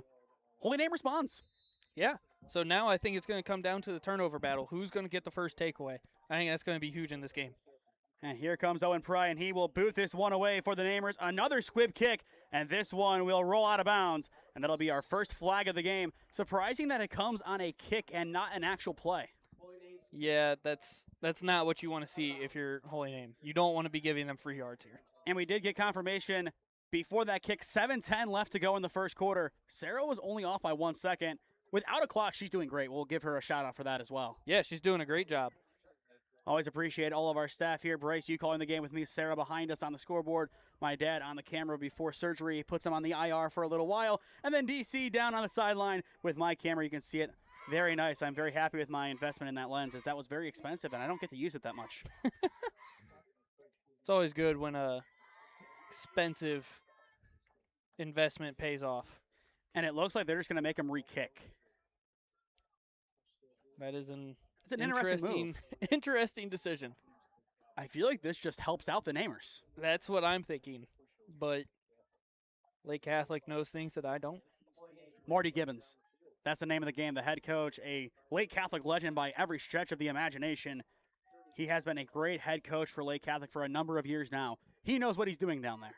Yeah, and he's very wise. He knows what's going on. He understands how to play the game. He knows what he wants to do to get in rhythm. And we found out before the game, Bryce, he's apparently a fan of the channel. Even better, as he should be. He should be loving SmeeSports because we give him insider information on his opponent that he plays for 1 week of the season. There's random opponents in there. I mean, all the way from Stark County up to Cleveland, we pretty much have it all, and that is the beauty of what we do. Game number 12 of this season for us, and it's an onside kick. It is going to be scooped up at the 45. A nice bullet by Pry. A bold decision there. Good field position for Lake Catholic. How do we feel about this? That was a very interesting decision. That reminds me of last year, Ohio State versus Michigan, when Michigan pulled off the surprise onside kick where they booted it straight at a defensive frontman on that kick return unit. That's definitely something that could change the game, though. That could sway it and create the pendulum effect. Our first play of football this season was an onside kick. Normandy did it on Holy Name, and they recovered. The first play of the game? The first play of our season, period. Wow. Back in week 1, first down and 10 for the Cougars. Handoff, it is going to be Zabrowski, and he has plenty after the contact as he will drag everybody forward for a first down. What a run. That's a great run there, but that was lackluster defense by the Namers. Their linebackers got downhill so quick. You have to be willing to be patient, hold your water, and then pursuit late. I'm very impressed, though, by Zabrowski. Once again, showing off that physicality. You'll see it on the replay. Just bulldozes Noah Wallace. Yeah, and Holy Name's linebackers there progressed to 2 yards within the line of scrimmage. You got to wait back. Back-to-back first down and 10. Back-to-back runs for Zabrowski. And even after contact, he is able to dive forward and get towards the Holy Name 36. What looked like a gain of 1 turns into a gain of about 5. Yeah, he is pushing hard. He is chugging with those legs. And as we expected in pregame, a lot of running, and that really does open up the playbook for passes. That's how they set up the passes to Malcheski last drive. They ran the ball. Open the playbook. No way to defend Malcheski. Yeah, bring the DBs down, bring the safeties down, and then you're able to open it up over the top. So second down and medium, pitch here to Zabrowski. Third carry in a row for Zabrowski, and this time, bringing 3, the Namers are able to match him as he gets a gain of 1. Third down and 4, and I think most likely this is going to be a passing play for Pisano. Really good herd tackling there, being able to get everyone to the ball. But, man, he is chugging those legs. He is not letting one man take him down. If you're trying to arm tackle him or barely wrap him up, you've got no chance. You got to quit the arm tackling if you're Holy Name. But in the program, they always say The legs are the engine that makes the runner go, and that's how we were taught to tackle. You got to wrap up down low. Zamrowski on third down. No, it's going to be Pisano on the keeper, and Pisano is in open space. There is a flag down, but as things stand, that is a Lake Catholic first down, but I think it's going to be a hold, and that one's going to come back. Yeah, really early there, it looked like somebody hooked and then pushed down from behind. But if you're able to fool everybody, that's impressive by Pisano. I don't know if you watched the game last night, but the most athletic quarterback I've ever seen, Joe Flacco, pulled one of those and scampered for 12 yards. We got to talk about those quarterbacks last night. 41 and 40, somehow in some way, Bryce. The Lidocaine Bowl. There you go. But as well, they were able to just be elusive. They ran the ball really well. Yeah, there was one play where Aaron Rodgers, extending the play, had 8 seconds from snap to throw. That is truly incredible, as you see that quite a lot from Lamar Jackson, Josh Allen, but not from these more stationary quarterbacks. Yeah, it's kind of rare. And yes, Aaron Rodgers has been known for play action, but here's not third down recently. and 7 for Pisano. He will step up and take it himself, running outside the hashes. He cuts upfield, and he has more than enough for the Lake Catholic first down. But there is a late flag on the play, so we will address it. This could be some kind of late hit on Holy Name. That's what I'm false gonna guess. start. Oh, False start on Lake Catholic. that's not what I expected there. But we'll watch this one back. Pisano does a nice job. He draws everybody towards him, and you'll see it on the replay. Yeah, there's no late hit there. Anko, he puts his hands That up, is just stumbles. A very late flag, though. I mean, the play was dead, out of bounds. And the way that he threw it, it looked like it was a personal foul, but clearly it's not. Yeah, if it were a personal foul, you would expect him to throw it into the vicinity of where the personal foul actually happened. And it was in the general location, so I figured you were looking at a late hit or something along those lines, unnecessary roughness. So now third down and 13. From back-to-back first downs to back-to-back plays called back and third down and long. And this one, I don't think Pisano can run his way out of. You never know. And now they're bumping him back even further. Or no, they're just going to line up really behind, and I think now it's just going to be third down and 10? They have a new set of downs, it appears. It is. Okay, so first down and 10. They will have the play stand. They're just backed up a lot here. Handoff once again, Zamrowski bouncing off some blockers up to the 30, past the 25, and he will be taken out of bounds just before getting to the red zone. Another strong run by Zamrowski. Ball doesn't lie there. They said, we're getting this first down no matter what. We're getting to the 20. You don't get a choice. And Zamrowski has ran the ball really well tonight, and that is what you expect from him. A true bruising back, but also breakaway speed. Trying to think of a good NFL comparison. Kind of like CMC, I will say, but just without the passing game. I'm seeing a little bit of Najee Harris. Najee, I like that one better. That's what I'm seeing. Very upright runner, very hard runner, very Genty? hard to tackle. Genty as well. He's definitely got more size than Genty.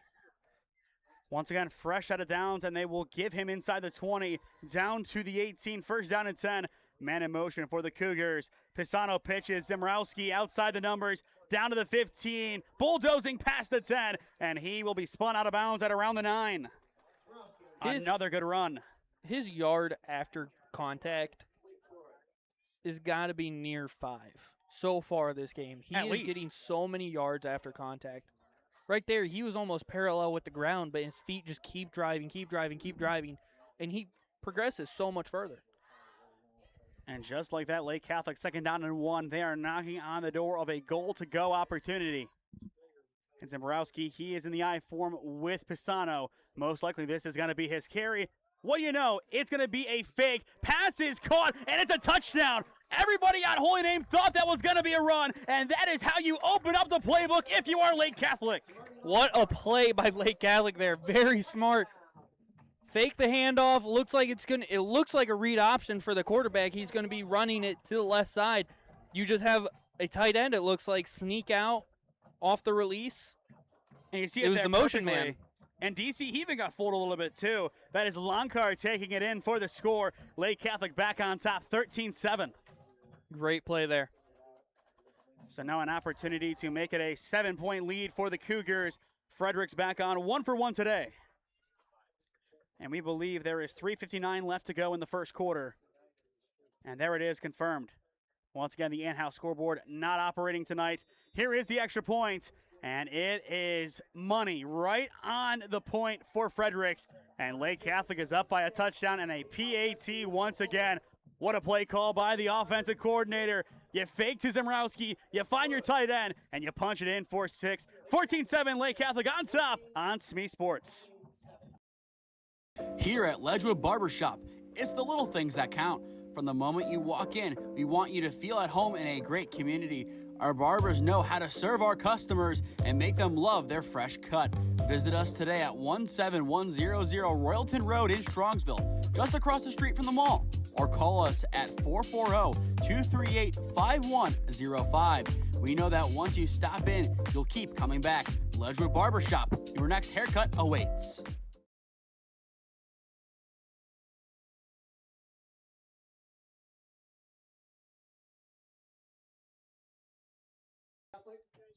.341 left to go in the first quarter at Jerome T. Osborne Stadium. 14-7 your score. Lake Catholic on top of the Holy Name Green Wave. He is Bryce Fisher, and I am Nathan Smee on the call for you this evening, live on the SmeeSports YouTube channel, presented by Ledgewood Barbershop. What a night for high school football. We're spoiled tonight, Bryce. 3 touchdowns in the first quarter. We had 1 all of last week at Marlington. Yeah, a little shootout so far. I like it. You need one of these defenses to pick it up. And now all of the power resides with Connor Jamison. He can control this matchup if he does get another touchdown. But here comes the kickoff to the Namers and their offense. They are hungry to get back out on the field. This return, it is going to be number 13, Caden Parker, back in the lineup as he will be taken down at around the 26-yard line. We talked to Coach Wondolowski and the rest of the coordinators before the season, and they equated Caden Parker to a former Padua running back and Roderick Love, now at ODU. Bryce, do you know Rod? I do not. Think McCaffrey, but smaller and skinnier. Okay. Just a speed back who can also bruise the ball. A true do-it-all runner. He was a big reason why Padua made it all the way to the regional final last season. He was outstanding, and they think Caden Parker, a kid who just moved to Ohio last year to come to Holy Name High School, can be that for them. Yeah, but and he you did hope get injured so. earlier on in the season as well. That was the big thing with him. But at least on kick returning duties here. Fake here, first down and 10. Pass is caught by Nemeth in the flats, but Lake Catholic not going to get fooled there. That is Rebar, the senior. So that play was kind of busted from the beginning. You had a really late pull from JMO there. Obviously, it was a read option, RPO style. He makes the read really late, so you have a guy bearing down on him, which miscommunication amongst the line. He gets the ball out late. Then when number 11 gets his head turned around, the ball's so late, they've already broken the block. They're on him already. He has no chance. And that was just the right side of the line pulling too quick. If that one block was called, it would have been clearly a chop block. JMO just dropping that snap, and that'll be the first sack of the game, so to speak, for the Cougars. Make it 3rd down and long. It is cold outside, I will say that, but this is where you have to go back to your training. Yeah, and we're in Ohio. We're in Northeast Ohio. You've got to play with the cold. I don't know about you, but I used to be outside in the snow throwing a football, diving in the snow. Sometimes I would dive into a bush because it was covered in snow. I didn't know it was there. I know at least baseball. We played in a game against Benedictine my sophomore year. 25 degrees outside, hands frozen. That was an insane game. It went to extra innings as well at the JV level. That speaks volumes. 3rd down and long here for Jamison as he will send Nemeth in motion on the wheel route to the outside. Pass is caught in the flats. Nick Nemeth nowhere to go as he barely gets back to the line of scrimmage. We talked about one of the defenses taking over. It looks like our answer is Lake Catholics. Yeah, and really good decision there. So one of the notes I noticed, when you have a 3rd and long scenario, Lake Catholic's primarily going to run zone.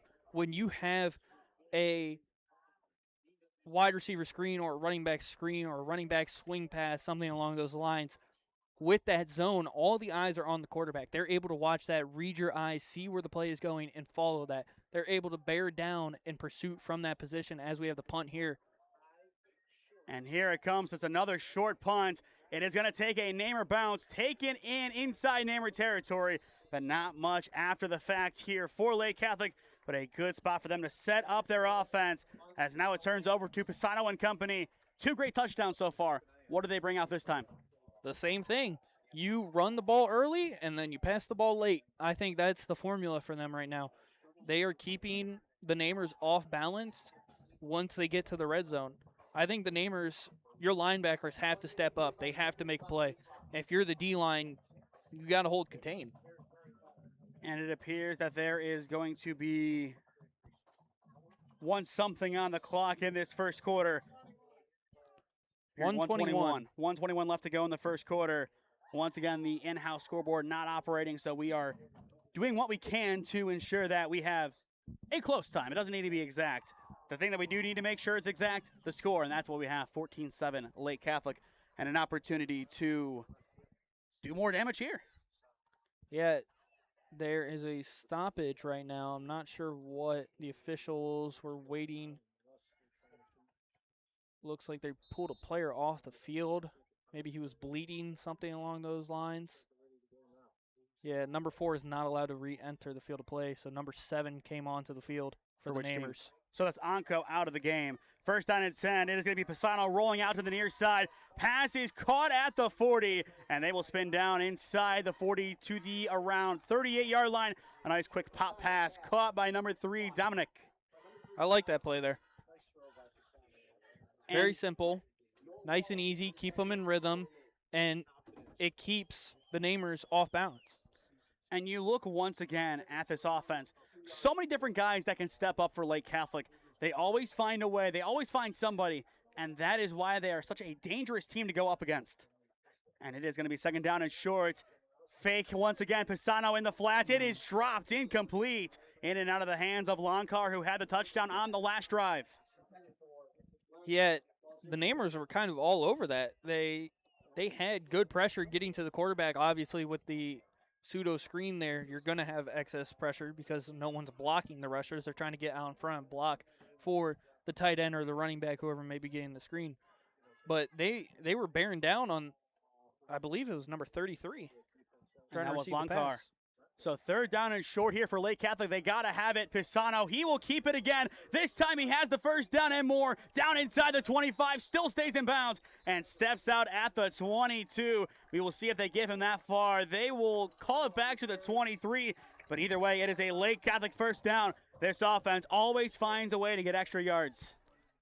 And that is going to kill the Namers if they don't figure out a way to at least contain this running game. And I would agree with you. Just the way that Lake Catholic has conducted their offense today, an offense that so far this season is averaging 23 points per game, I am really impressed. Yeah, and it also doesn't help that Lake Catholic started within 15 yards of the 50 every single possession. And Pisano almost decking DC down below. DC a little bit too close for comfort there. Another solid run by the sophomore. We need DC to be more agile. Former D lineman out in Texas. And at Mount Union, to be fair. Disappointed. We'll have to check in with him at the end of this quarter. 20 seconds left to play in the opening frame. This has been an exciting game so far for both teams. Lake Catholic up 14-7. They did receive the opening kick, so if Holy Name can make this a one-score game at the half, they do have a shot to respond. But right now the focus is getting the ball back and doing something offensively. They got to get back in a rhythm, no matter the cost. It's going to be Malcheski in motion. Zimrowski on the fake. Pass is going to be caught by Malcheski. Already one touchdown today. This time not going to take it in for 6, but is able to get the first down. Yeah, I know that the clock is winding down here, and they're probably just going to let the clock wind out.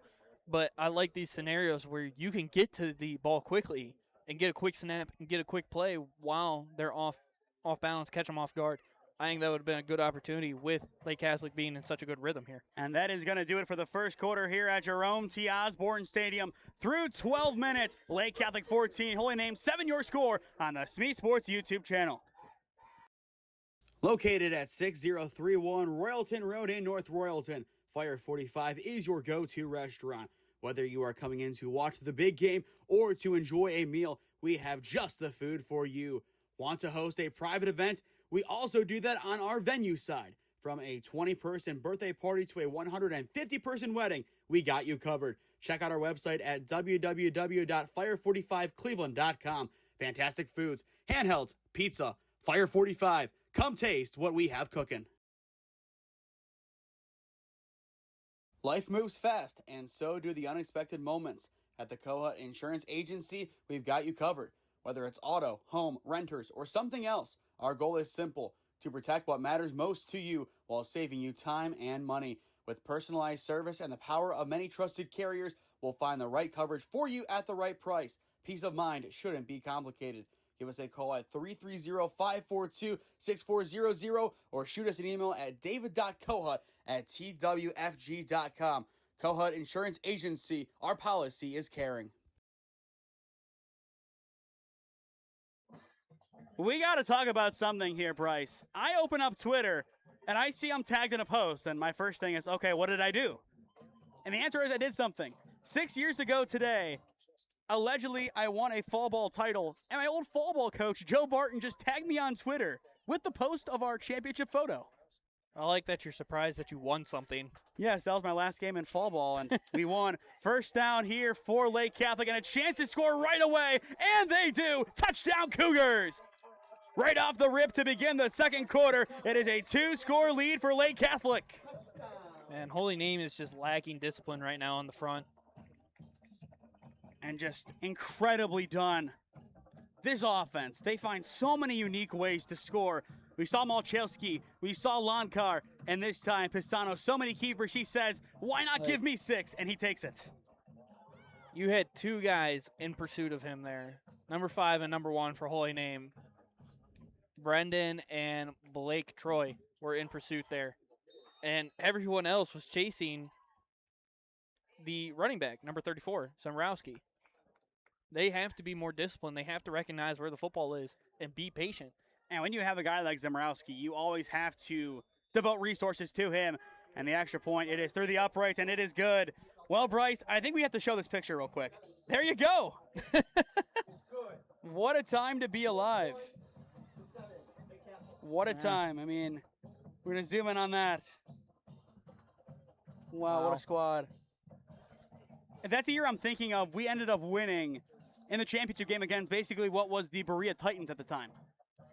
Man. They submitted a whole squad, and actually, my tryout game for travel was in that league, and I was able to hit an inside the Parker off of what would be my ace the next summer. You were fast enough to do that? It's fall ball in the rec league. Come on, man. There were a couple errors out there. A couple E8s, E7s out there.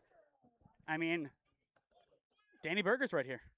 I've watched a fall game where the left fielder and the right fielder were fighting with each other, and they both quit in the middle of the game, and the team played with only one outfielder for the rest of the game. Final score ended up being like 31-3. I'll tell you what, when I'm in center field, it feels like there's only one person out there, and it's not me. That's why we're up here in the booth now. I mean, you're coaching, and I'm, well, being the media. You're taking me to Nashville, right? We'll see. We'll see. All right. Yeah. Let's see how it is. Here comes the kick for Lake Catholic, and it is a strong boot inside the 10, taken in at the 5 by the Namers, and here comes their return. Now up to the 30, and they will be denied just before it. In actuality, they will give him to the 29, and here is where Connor Jameson will take over with the offense. What do you have to do here? I mean, let's look at this realistically for Holy Name. That last drive had negative yards. How do you go from this and make something happen? So, if you are Holy Name, you know that Lake Catholic plays primarily zone defense with this 4-3 set. I would like them to limit the amount of motions, because motions matter majority in man. That's when you get mismatches and you're able to switch the matchups that they're on. Understand that they're in zone, get some quick hitters as they go into motion here, and you see there's not really a lot of changes. You have the Viper moving over, but that's about it. Handoff here on first down. It is going to be Xavier Rodriguez, and Axe is able to get maybe 2 on the play. Score update from Karis Stadium in the second quarter. Alliance 14, Minerva 0 your score. That's brutal for Minerva. But get some guys to just sit in the flats, sit in the curl. Like, don't do too much. There's no need to complicate things here. Keep it simple. And that'll bring up second down here for the Namer. Second down and 8. As well, score update from Padua through 1. It is CBCA 14, Padua Zip. That is a big matchup in the North Coast Conference. CBCA trying to win the crown and take it off of Lake Catholic, who won it last year. Jamison, his pass over the middle is caught by Nick Nemeth, and Nick Nemeth gets smacked by Malcheski, but is able to hang on and stay with it for the first down. Great ball there. I would like to see the game plan that the Bengals had in the second half last night. Where is our number one guy? Have him run comebacks, out routes, and slants, and let J-Mo sling the ball in there. Don't force him to do too much. Keep it simple. Say, hey, where's Asa Gonzalez? We're going to fire the ball to him every time. And you're right, we have not seen Esso in this game yet. But it'll be Anko moving in for first down and 10. Jamison, he will take the pass. Incomplete, just zipping by Tommy Anko. If you're J-Mo there, first of all, you want to put that on the other side of him. You want to put that on the outside. But you also don't need to send it 80 miles per hour. That is a tough ball to catch. That is a hard football. These balls are inflated very, very, very highly. They are going to be tough. It's going to be hard to squeeze them. When you have a ball come in that fast, when it's a little bit cold out, it's about 55 degrees out there right now. You don't want to catch that one on the thumb. That's going to hurt. And we just showed Nemeth's catch once again. Just good composure from him. Second down and 10. Fake handoff. Jamison is going to keep, but Lake Catholic right there to snuff it out. And it'll be third down and 10 for the green and white. That was really good defense. Number 54 there for... That is Devin Smith Jr. for Lake Catholic. And number 51, Zach Polveshtil, had a really good job of just holding their water, sitting down right in front of J-Mo as he tried to break through him. So here comes third down and 10, and this is where the drive stalled out last time. What do you do if you are Holy Name, and how long can you just continually throw the ball at Nick Nemeth before they catch on? Probably pretty often. It's tough to guard guys. It's one of the hardest positions in all of sports, being defensive back. And here comes Jamison looking to throw. His pass to the outside is incomplete. Lake Catholic very nearly jumping that route. Excellent defense by Joe Nagy, the junior.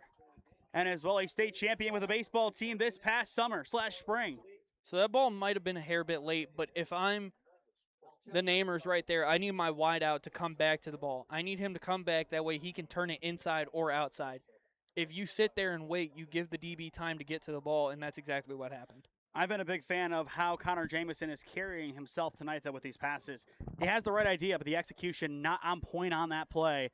And here comes the punting unit once again for the Namers, needing a big punt. I thought he was going to fake it there with the way he was handling that. And they have gone back to Patrick Sewell as the punter. And that punt will put Lake Catholic in their own territory, where they will take over. By our estimate, 9:36 left to go in the first half. Lake Catholic up 21-7 on the Holy Name Green Wave. Experiencing pain of any kind? Call a timeout and stop by the Healthiest You Chiropractic Center. There, Dr. Max or Dr. Stephanie will provide a top-tier adjustment. Then you'll unwind in their therapy room. Visit their website at www.thychiro.com or call 440-238-3338 and book an appointment today. The Healthiest You Chiropractic Center, keeping Strongsville pain-free since 2013. Back to the action quickly on first down and 10, and we will have back-to-back first down and 10 opportunities for Lake Catholic. A solid run that time by number 24, Valentino. Yeah, I think we've seen him run it twice so far, but really good run. Made a nice little cut back to his left there. I like that little counter option read. But welcome back to Jerome T. Osborne Stadium in Mentor. By our count, 9:37 left to go and counting in the first half. Lake Catholic up 21-7 on Holy Name as you are watching OHSAA football presented by Ledgewood Barbershop in Strongsville. So first down and 10, and everybody is moving closer. Malcheski now on the near side for the Cougars. Pisano fakes it. He will go for the deep ball. His pass to Malcheski. One hand thrown right back in, incomplete. That is a dangerous play for Malcheski there. Obviously, the ball is that ball couldn't have been placed much better. You want to place it where only your receiver can get it when you have a play in that direction. But when you're going for the one hand there, there's always the chance that you might tip it back in play and give up an interception. And he did tip it right back into no man's land. If Holy Name was expecting it, maybe you do get that INT. Yeah, it's very rare, but it happens. Going back to our replay of it, you see just throws it right back in there, just, I would say, too low to make something happen with it. I think I can think back to Louisville Cardinals having that play a couple years ago. Pisano, he will keep Holy Name snuffing it out, and they will drop him. Still a little pickup on the play, but the Namers right there. Soul in on the play for the Holy Name Green Wave, and that'll bring up 3rd down and long for Lake Catholic. They are yet to not score on a drive today. This would be a great time to stop him, get JMO back on the field, give him a little bit of time to operate here in the second quarter before halftime. And once again, you're looking at a team who, on average, is scoring 23 points per game. You do have to keep that in mind, already at 21. As for Holy Name, their offense averaging 19. So 2 teams right in and around that 21-point mark. Pisano on 3rd down. He will take the deep shot. Pass is caught. He is wide open. It's a foot race to the end zone, and he will dive in. Touchdown, Lake Catholic. Short. And now they're going to say he's short, and that one I don't know about. I thought he had it. I thought he did as well there. It's Dominic diving towards the pylon, and I thought he extended it over. At the 1. What a throw by Pisano.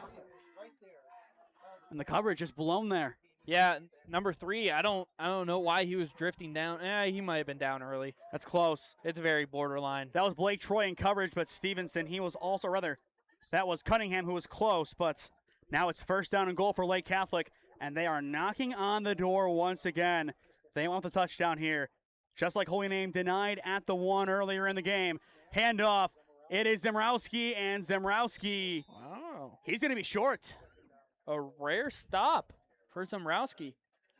No, but going back to that play, I'm not sure why Cunningham dropped down so far. Maybe there was some eye action from Pisano to move him off of that line. But if you're the free safety, you have to stay behind the deepest man. You also have to anticipate the RPO offense that is in front of you. Yeah, and knowing it was 3rd and long, correct? It was 3rd and long. Yeah. You have to understand what they're trying to do. They're trying to get over top of you here, get a 1st down, especially in that scenario. To play devil's advocate, they have run the ball quite a lot on 3rd down and long. Low snap, handoff, faked Pisano, and he is downed in the backfield. A big TFL for the Namers. And that'll bring up 3rd down and long. Nicely done by Nick Nemeth. He's the star of the defense for a reason, and he shows off that flair once again. Yeah, and he's an athlete, and he got to him quickly back there. So now 3rd down and long. Do we see Pisano decide to take it himself again?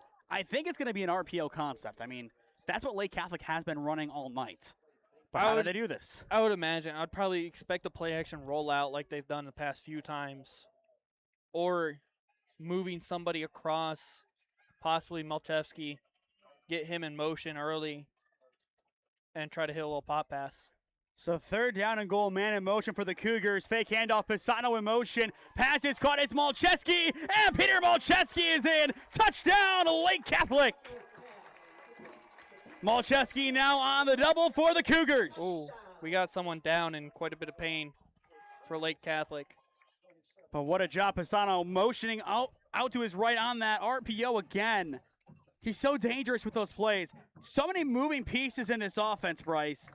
There's really no way to stop every single read. Malchevsky now with 2 touchdowns today, taking his tally up to 5 on the year, and he has a chance to double it as he came in with 3 tonight. Yeah, I can definitely see him getting a hat trick. Somebody's watching this with a drone I just saw. It was pretty low to the field. But he's definitely got a chance tonight. We all knew this was going to be a high-scoring game, and so far it's lived up to it. Now, if you're Holy Name, how do you respond? And Lake Catholic has exceeded their points per game average on the year. Once again, they averaged 23, and now they have a grand total of 28, up 28-7 on the Holy Name Green Wave. What a performance tonight by Pisano and the Cougars. 6:37 left to go in the first half. It's Lake Catholic up by 3 scores on SmeeSports. Looking to get in shape and join a great community? Look no further than CrossFit Strongsville. We offer classes taught by our amazing staff of coaches. If going solo is more your speed, stop in for our open gym hours. Visit our website at CrossFitStrongsville.com to learn more and view our schedule.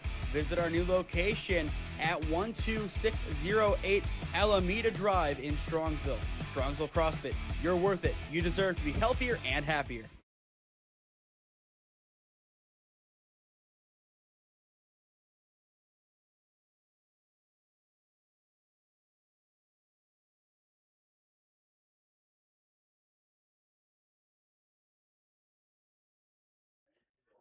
Before we get back to the action, if you or someone you know would like to become a broadcast sponsor for our coverage in the Cleveland or Stark County area, contact us at one of those avenues on your screen, and I would love to work out a deal with you to promote the best of your business and your brand. Thank you to our 5 broadcast sponsors for covering tonight's game.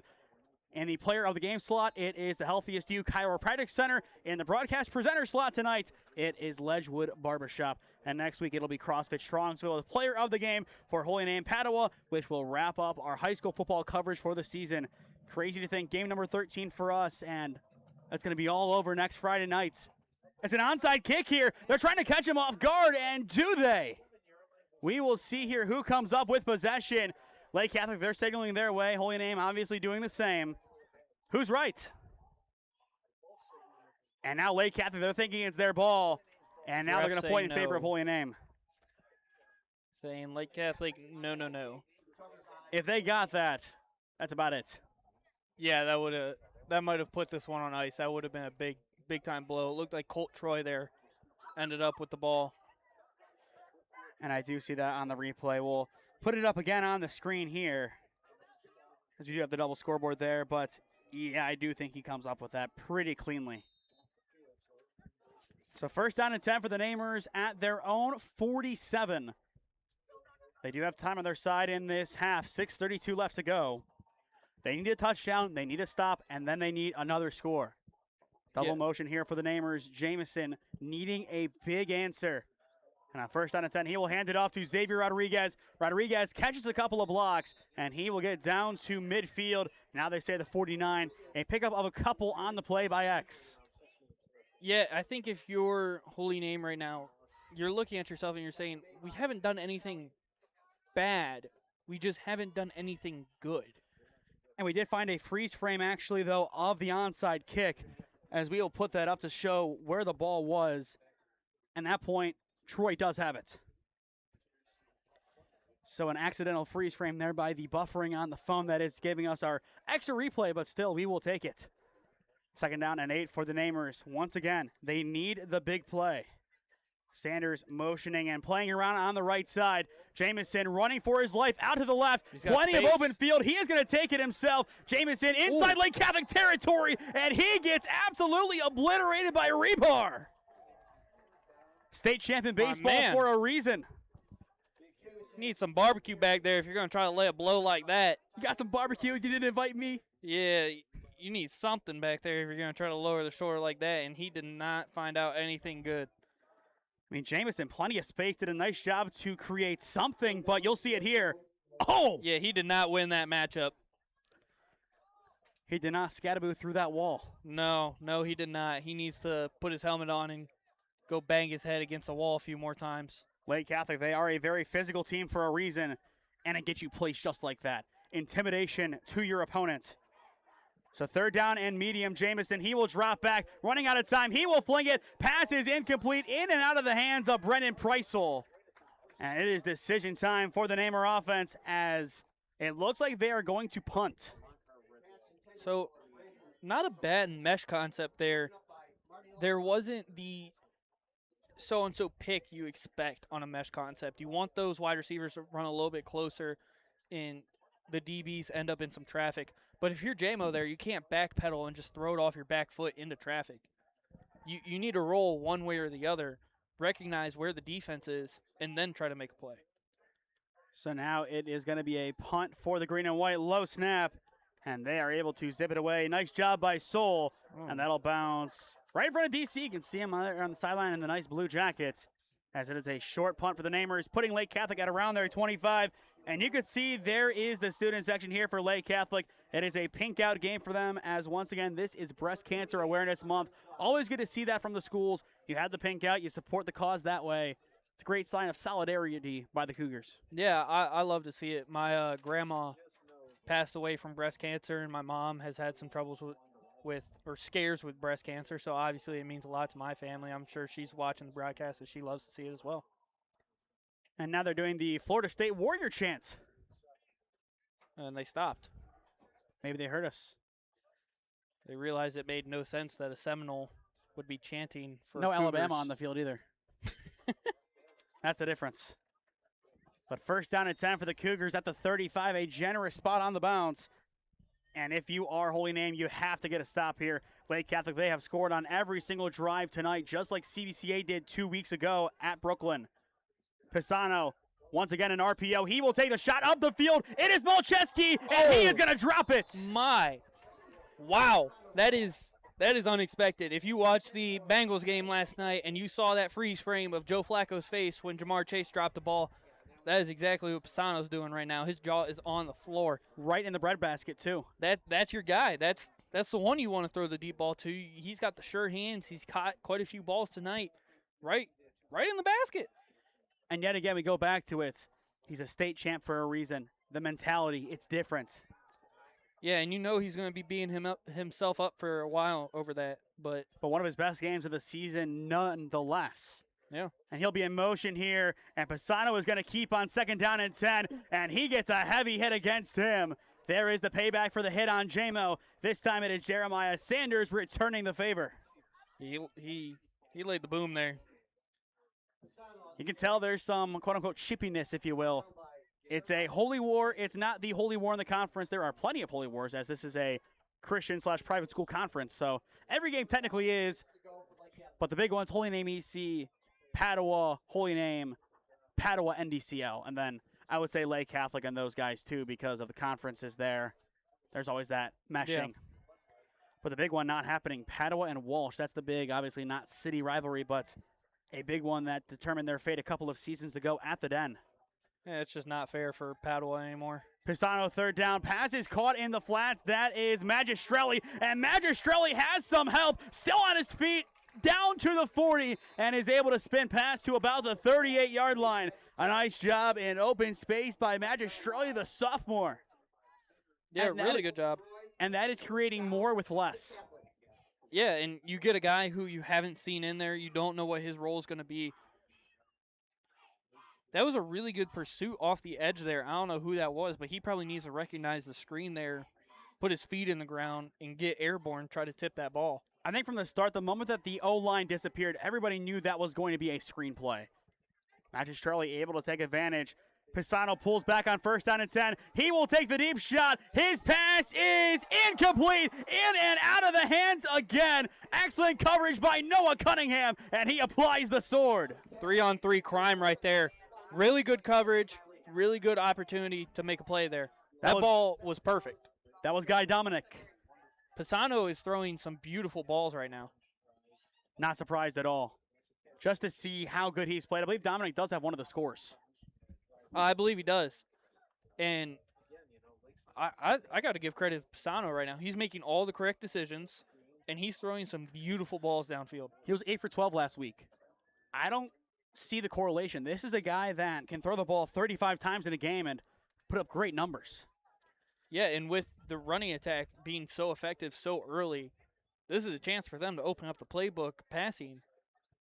And they will continue to try to do it. Pisano once again pulling back. He will keep it himself, and he will force himself out of bounds. Maybe a couple on the play. But you compare him to his predecessor in Frankie Trinetti. I mean, Trinetti, what a quarterback for Lake Catholic over the years. Now at Baldwin-Wallace, Trinetti was more of the pocket passer. He was agile when needed. I would say a less run-dependent Josh Allen for the build. Now you look at Pisano. He has the RPO offense mastered at a collegiate level, if you will. He's making throws and making the right reads. He's going through his progressions.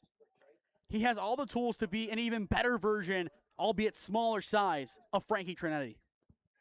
You know who I'm really seeing right now? I'll ask you in a second. Pisano, he will throw the deep ball once again. It is Dominic, and that time he comes up with it at the 5. It's a big first down for the Lake Catholic Cougars. Great ball and great opportunity to go airborne and make a play there. But I'm kind of seeing Dylan Gabriel right now. I see it. In that offense at Oklahoma, not the Dylan Gabriel from Oregon. I mean, we'll watch this play again as there's 2:17 left to go. Malcheski in motion. You fake to the running back. Two guys that could get the ball. Well, why not go Guy Dominic? Good job to flip the hips there, too, from Pisano. Started moving to his right, flipped his hips, got his shoulders on plane, and let it eat. What can't this kid do? Be 6 foot. Other than that, he is a great quarterback running a, I would say, somewhat pro-style offense, just more of a high RPO, maybe a McDaniel offense. First down and goal. Handoff to the fullback. That is going to be number 34, Zemrowski. And Zemrowski is able to force his way down to the 4. Notice how I said fullback there, Bryce. Not a halfback position, but more of an actual big body fullback. Yeah, lined up in a different spot than usual, and I like it. I think that's a good way to get creative and get him different looks as you try to keep him involved in the offense here. He's not a pass threat, but obviously he's a huge rushing threat as they come out in the same set. Lake Catholic looking to get an extra exclamation point, on this first half. Handoff once again. No, it's faked, and he is not going to get far. A nice run once again by design from Pisano. But it's Nick Nemeth in pursuit right there to make the big tackle. Really good pursuit there by Nick Nemeth. And if you're Holy Name, you cannot allow a touchdown here. You can't be down by 28 at the half. No, you have to stop it here. You can't let this bleed out. And I will say there was plenty of predictions made for this game. The one that I saw was 28-7, and that's where we're at right now in the first half. So third down and goal. Once again, bunch set for the Cougars. Pisano in motion, wide open man in the back of the end zone, and he will overshoot him. No, they say touchdown. They say he got his foot in. Wow. Wow, what a throw by Pisano. Used every piece of real estate possible, and it is reeled in by Quinn Stayer. And Bryce, you guessed it, he is also a state champion. Yeah, that was, wow. What a ball, and I can't believe he got his feet in. He did. I got the left. He did. And now there's a flag, but wow, he did. Got the left in. I didn't think it was close, but that toe was in there. Yeah. Wow. Once again, this offense, tremendous. And we'll see now what happens. Will the touchdown stand? It will. I think it's something to do with the sidelines. I don't know because they're having fourth down on the sticks. I think they're going to say no. Oh. Wow. You can't take that away from Stayer just in principle of looking at that catch. How did he get that foot in? Yeah, that was an incredible catch, and he's got it on video here so he can replay that over and over again. We got to show the reel of that. Was the internet? I think that's a good real concept. But back to the real action, if you will now. Somehow saying that. Fourth down and goal, Pisano and company. They have to have it here. He will roll out to the left side. Pisano, not much time. His pass, it is tipped. It is incomplete. And the Namers get their stop in the end. Wow. I really want to go back and see what that flag was. It was, again, the side judge that's on our near side. He's throwing a couple late flags. I'm curious to know what that call was. You got to get a 1 minute drill now. Because there was no loss of yards. It was only a loss of down. So I'm just curious what that call would have been to take away the touchdown. From the dagger to excellent poise from that Holy Name defense. Yeah.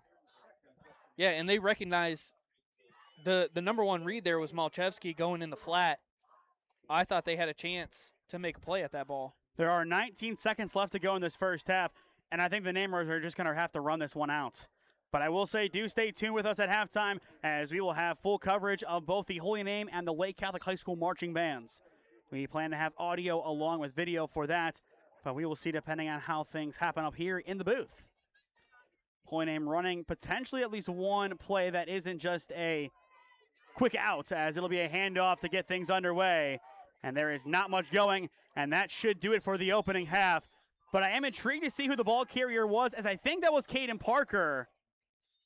And I think that was. We will see who is picked up from the pile. That is 13. That is Caden Parker. That is his first rush since week 2, I believe. Wow. Glad to see that he is okay. And Holy Name is going to go off to their sideline. And it looks like a timeout, and I think Lake Catholic, they're just going to try and get the ball back. I don't hate it. I hate it. I don't think you have an opportunity. I'm sorry, the deep ball. You need 1 second on that clock. You need one deep ball for Pisano. Yeah, you got 13 seconds here. You have 2 timeouts left. It's second down. They're able to run the ball 2 more times and then punt it away. There's just a very low likelihood of them being able to get the ball back here. It depends. I mean, time. It's tough, but if you can jump a gap or two. Because you'll have 2 rushes here. assuming that each one takes about 6 seconds like the last one, you're down to 1 second and then the punt. You might as well try. I don't hate it at all. 2nd down and 9 here for Holy Name's offense. Yet again, handoff, and it is a solid run for the Namers. It is Nick Nemeth getting some space on the far side, getting out past the 30. How much time's on the clock? That's the big question right now, because that might be enough range for JMO to heave up a prayer. Yeah, so pregame when I was out there with him, I talked to him for a little bit, and he said the longest ball he's ever thrown in the air was about 54 yards. So I would imagine he's got to be close to the range to throw one, probably in between the 20 and the 10. Maybe get a tip up. I've seen that play happen a few times where they try to tip it up back towards the end zone. They could pull out a trick here. I mean, there are 7 seconds left to go in this first half. By our count, that is. Once again, the clock is not running in-house. So we're going to have to go with that number, and based on the setup, Holy Name, they do look to throw here. And Jamison will. He doesn't have much time. Jump pass. It is caught over the middle. Rodriguez, he will go down at around the 42-yard line. And that'll do it for the first half here at Jerome T. Osborne Stadium. Holy Name's defense does get a big stop at the end of the second quarter. But through 24 minutes in Mentor, Ohio, it is Lake Catholic up 28-7 on the Holy Name Green Wave. Now we toss things on over to both marching bands, and we will be back on in around 20 minutes to give you the second half action. This is OHSAA football on SmeeSports, presented by Ledgewood Barbershop.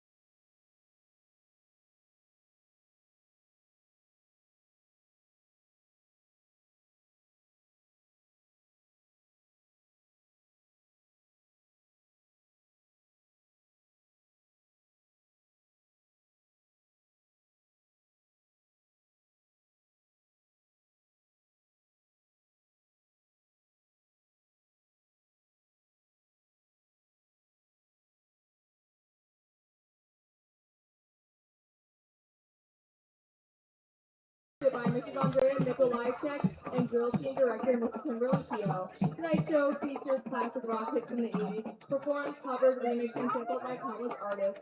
This song is credited to Queen's best-selling single, with sales over 7 million copies. Here is another one by Savannah.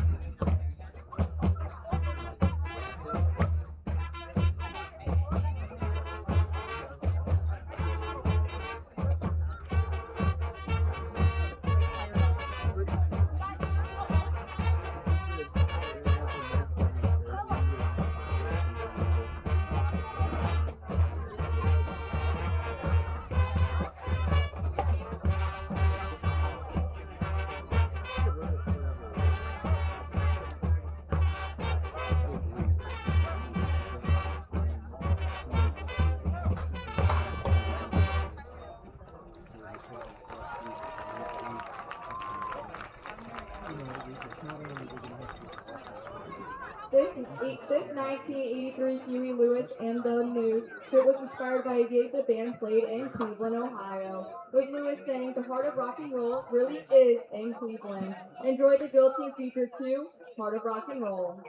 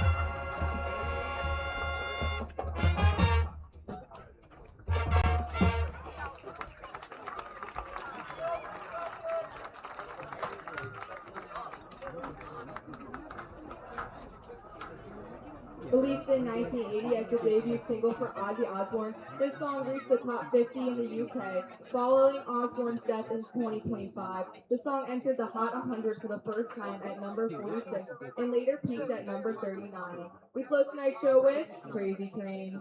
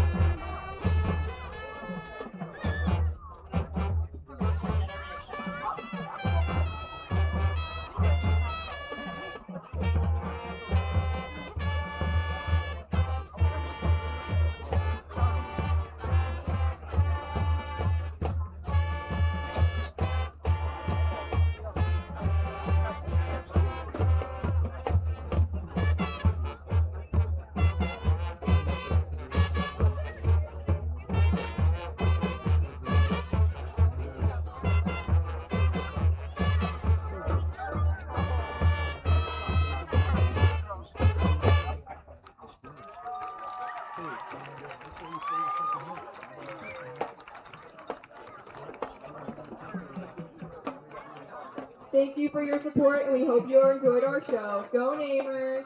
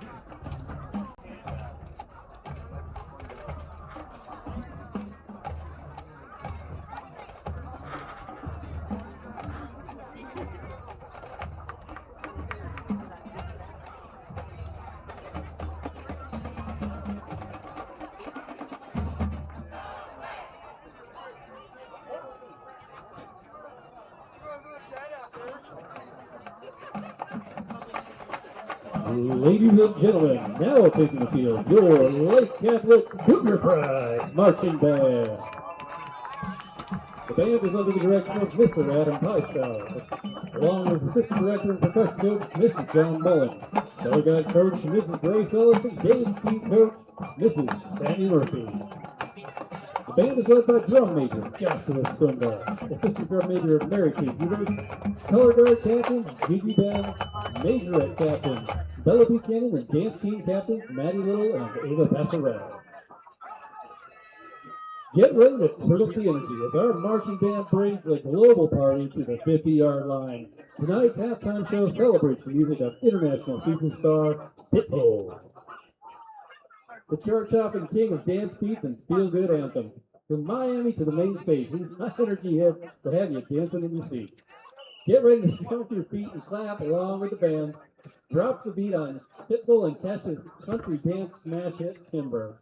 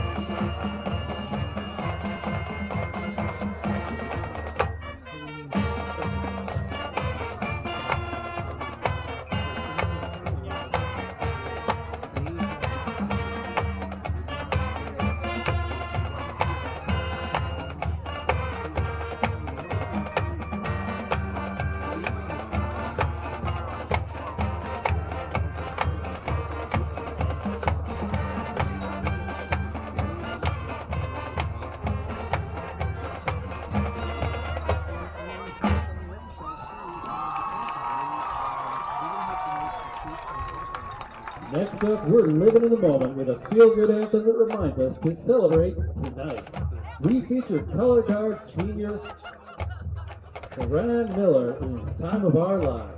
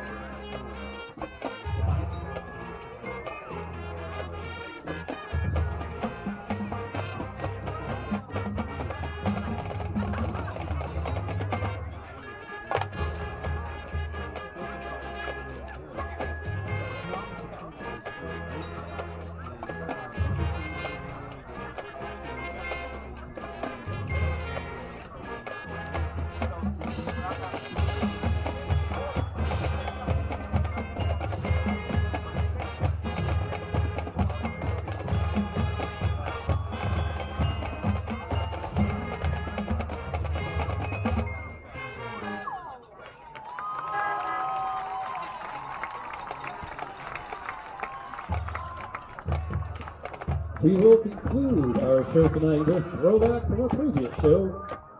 Please enjoy Black or White by Michael Jackson.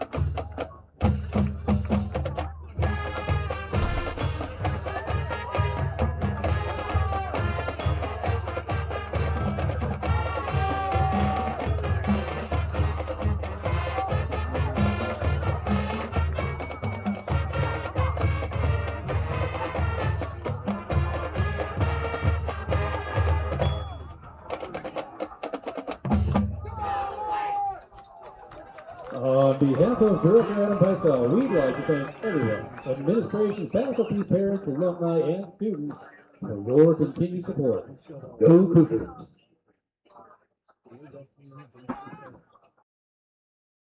Experiencing pain of any kind? Call a timeout and stop by the Healthiest You Chiropractic Center. There, Dr. Max or Dr. Stephanie will provide a top-tier adjustment. Then you'll unwind in their therapy room.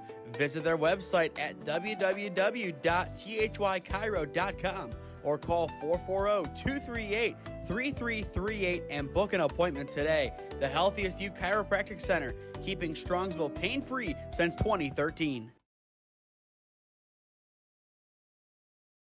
Looking to get in shape and join a great community? Look no further than CrossFit Strongsville. We offer classes taught by our amazing staff of coaches. If going solo is more your speed, stop in for our open gym hours. Visit our website at CrossFitStrongsville.com to learn more and view our schedule. Visit our new location at 12608 Alameda Drive in Strongsville. Strongsville CrossFit, you're worth it. You deserve to be healthier and happier. Here at Ledgewood Barbershop, it's the little things that count. From the moment you walk in, we want you to feel at home in a great community. Our barbers know how to serve our customers and make them love their fresh cut. Visit us today at 17100 Royalton Road in Strongsville, just across the street from the mall. Or call us at 440-238-5105. We know that once you stop in, you'll keep coming back. Ledgewood Barbershop, your next haircut awaits. Located at 6031 Royalton Road in North Royalton, Fire 45 is your go-to restaurant. Whether you are coming in to watch the big game or to enjoy a meal, we have just the food for you. Want to host a private event? We also do that on our venue side. From a 20-person birthday party to a 150-person wedding, we got you covered. Check out our website at www.fire45cleveland.com. Fantastic foods, handhelds, pizza, Fire 45. Come taste what we have cooking. Life moves fast, and so do the unexpected moments. At the Kohut Insurance Agency, we've got you covered. Whether it's auto, home, renters, or something else, our goal is simple: to protect what matters most to you while saving you time and money. With personalized service and the power of many trusted carriers, we'll find the right coverage for you at the right price. Peace of mind shouldn't be complicated. Give us a call at 330-542-6400 or shoot us an email at david.kohut@twfg.com. Kohut Insurance Agency, our policy is caring.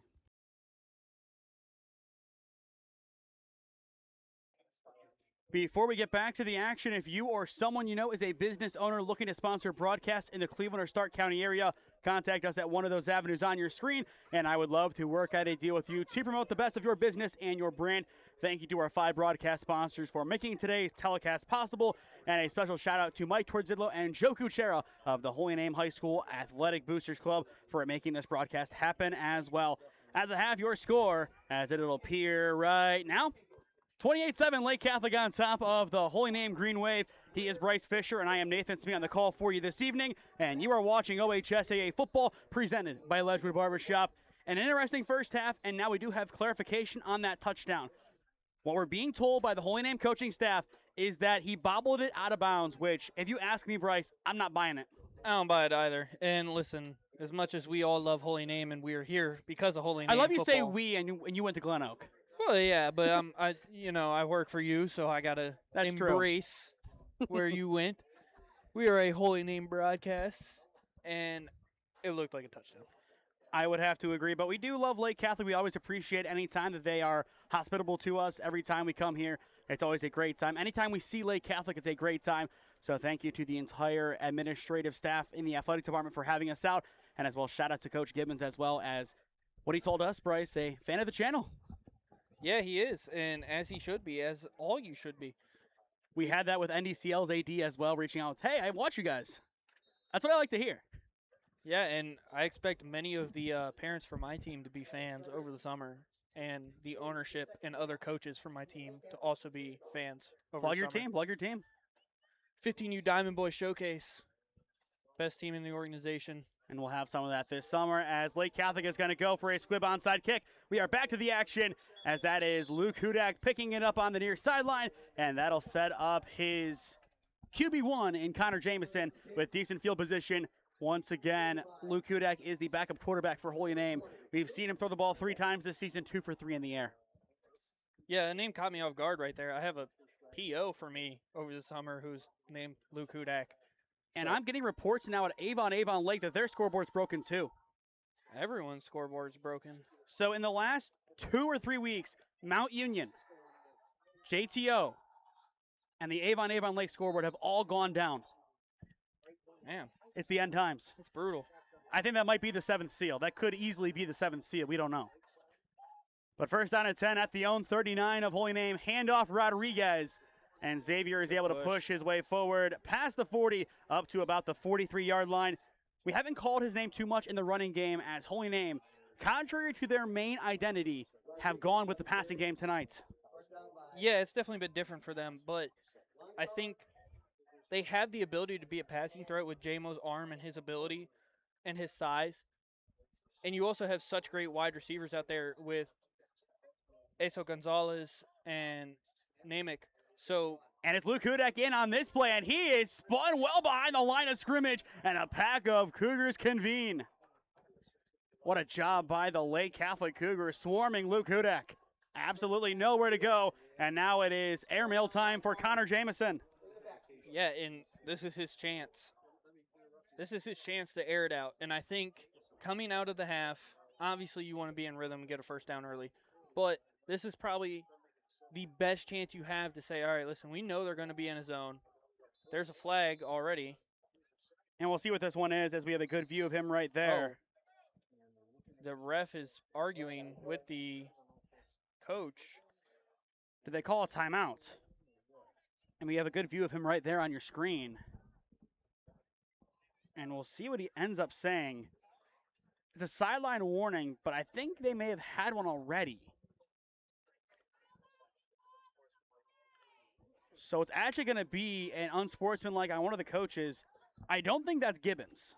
It does not appear to be, but unsportsmanlike on that coach and a shut your mouth from the ref. So I'm not sure what is going on. Maybe DC can let us know. And the ref just stared down DC. We're pulling that replay back up here. I saw DC's reaction to that. I mean, you'll see him here with the penalty. You'll see him walk back towards DC. You see the look. That's a little side eye there. Gives him that little side eye to say something. And here we go. Jamison, his pass is incomplete off the hands of Nick Nemeth. But it's a free opportunity now for the Namers. Yeah, that's a big change. Obviously, you go from 3rd and 8 to now you have a first down and get a chance to get back in rhythm. If you're Connor Jamison there, yes, you just sailed that pass a little bit. But you have to get your offense going. You just got a big-time swing. The pendulum just carried over in your favor. And I think it's funny. All the things that we have seen tonight, no working clock, a bird flew in the press box, and now DC got stared down by the official, looking right into the lens. Yeah, it's definitely been an interesting one. I forgot about the bird. You can never forget about the bird. That is the key. That's the cog in the machine. 2nd down and 10 for the Namers. Handoff once again to Xavier Rodriguez. And he gets met immediately at the line, and that's kind of why Holy Name has gone away from the run game this evening. They have been able to really get nowhere with it. Yeah, struggling to get a push up front. Obviously, if you're the offensive line, it's always difficult to get a push up front. But knowing that the running plays are coming, you have to get off the ball, get your arms extended, push that D-line to try to extend the play, create a hole for your running back to actually hit. So now it is going to be 3rd down and about 8 for the Namers. On our count, 10:50 remaining in this 3rd quarter. Once again, no working clock in the stadium. We are doing our best with what we have. Sarah doing a great job behind us. Empty backfield here for Connor Jamison. Man in motion sent right back out. That is Sanders. Jamison, he is flushed out now to the center. He will take it himself, throws a hand, not even a shoulder, a hand, and is able to get up, or rather down to the 38-39 yard line. And I think you have to go for it here. Yeah, you have to. And right now, Connor Jamison is trying to do his best Baker Mayfield impression.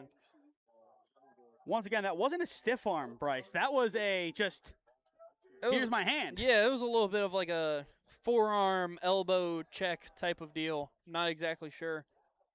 Taking out a wide out here, bringing in, it looks like number 26. I was about to say, you got to get Carter Varga, the big body tight end, in the game. I feel like you have to give it to Varga here. 2 catches, 34 yards this year. He's a big dude, 6'2", or 6'1", 195, excuse me.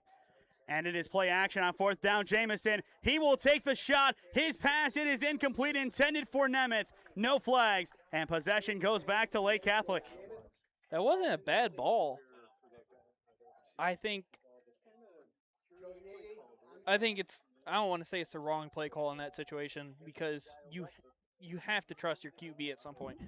But I liked their ability to get him outside the pocket. I would have liked to see him get his feet moving and hit something on the run, get a little bit of play action, let the play create itself instead of him having to create the play there.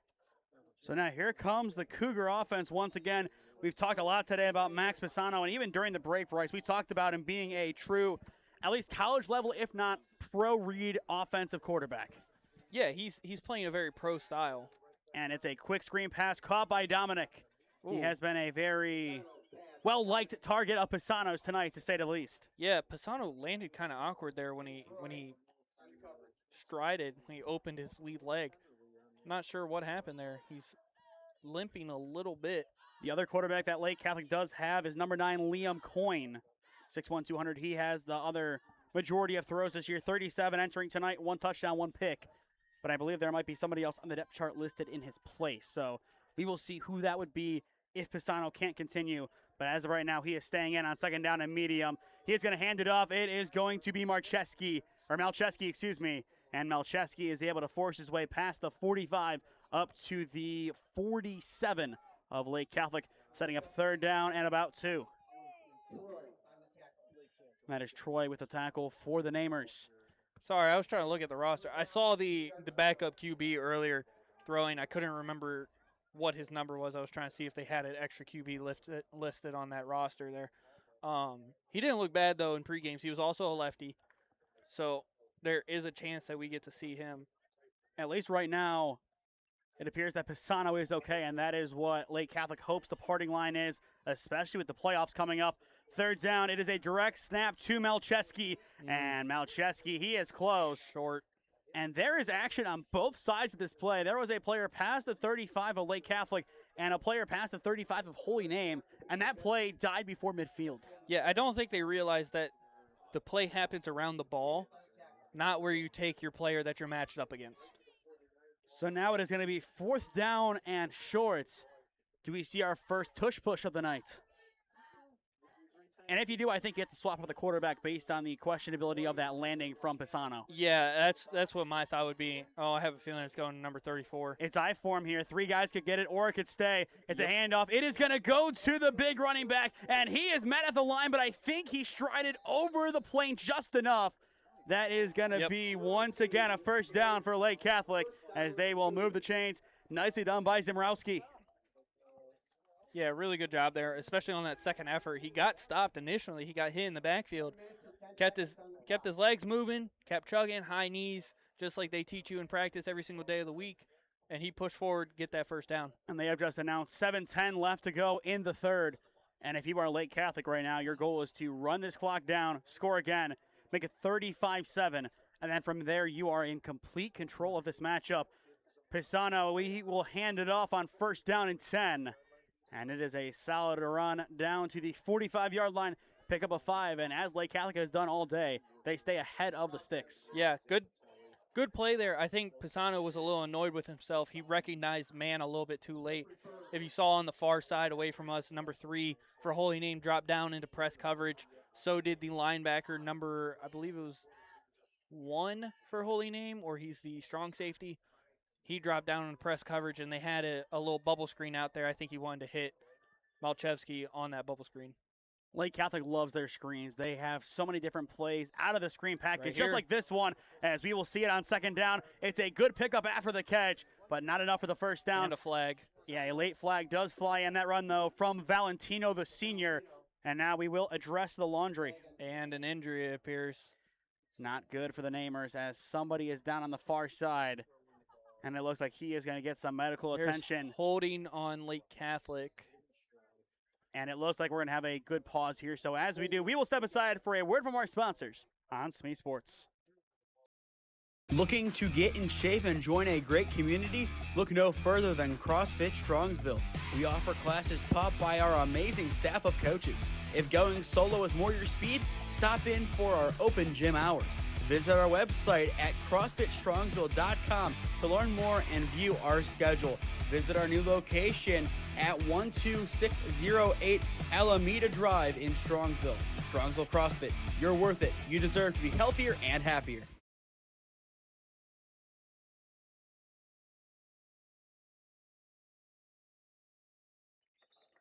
The injured player on that play was Nick Nemeth. They did just tape up his ankle. He's been bruised all season, Bryce. As the really hero of this team, he gets the main workload for this team. And once again, there's only so much that you can run your runners. We see it all the time with Minerva. Timmy Kirkpatrick, that man is ran more than you would even think is humanly possible by their offense. Yeah, and that takes a toll on your body. So eventually all those hits, all those tackles are going to add up, and you're eventually going to get hurt. Looked like he just had somebody roll over his ankle there. Second down and 12, handoff. It is going to go to Zimrowski on the far side, and Zimrowski is forced out of play inside Holy Name territory at around the 46, and that'll set up third down and manageable, more of a medium situation, as it looks like it'll be third down and 6. But once again, you got to get a stop here if you are Holy Name. You got to get the ball back to give yourselves a shot. Yeah, I mean, if you're Holy Name right now, you can't allow another touchdown. If you allow another score, it has to be a field goal at most. You have to be efficient on offense. It has to be high-tempo offense. You can't take your time in between plays. You have 20 minutes left to score 3 times. So third down, Pisano once again play action. He will take the shot off the near side. Pass is incomplete, and there is the late flag thrown. It is PI, and that'll give Lake Catholic a fresh set of downs. That was Colt Troy in coverage. He didn't need to extend the hands. He had it blocked by his back. Yeah, you got to turn your head around there and try to play the ball. If you just run through the wide receiver's chest, you're going to get flagged for PI there. And we will watch this one back. I mean, yeah, I can't warrant that. Yeah, he knew it as soon as he turned around. He felt that ball hit him in the back, and he knew that he made a mistake. But that is just, I mean, we'll see it here, hopefully, on the bottom. Yeah, that's pretty clear with the PI. And now Holy Name. They've been gifted so many different penalties tonight.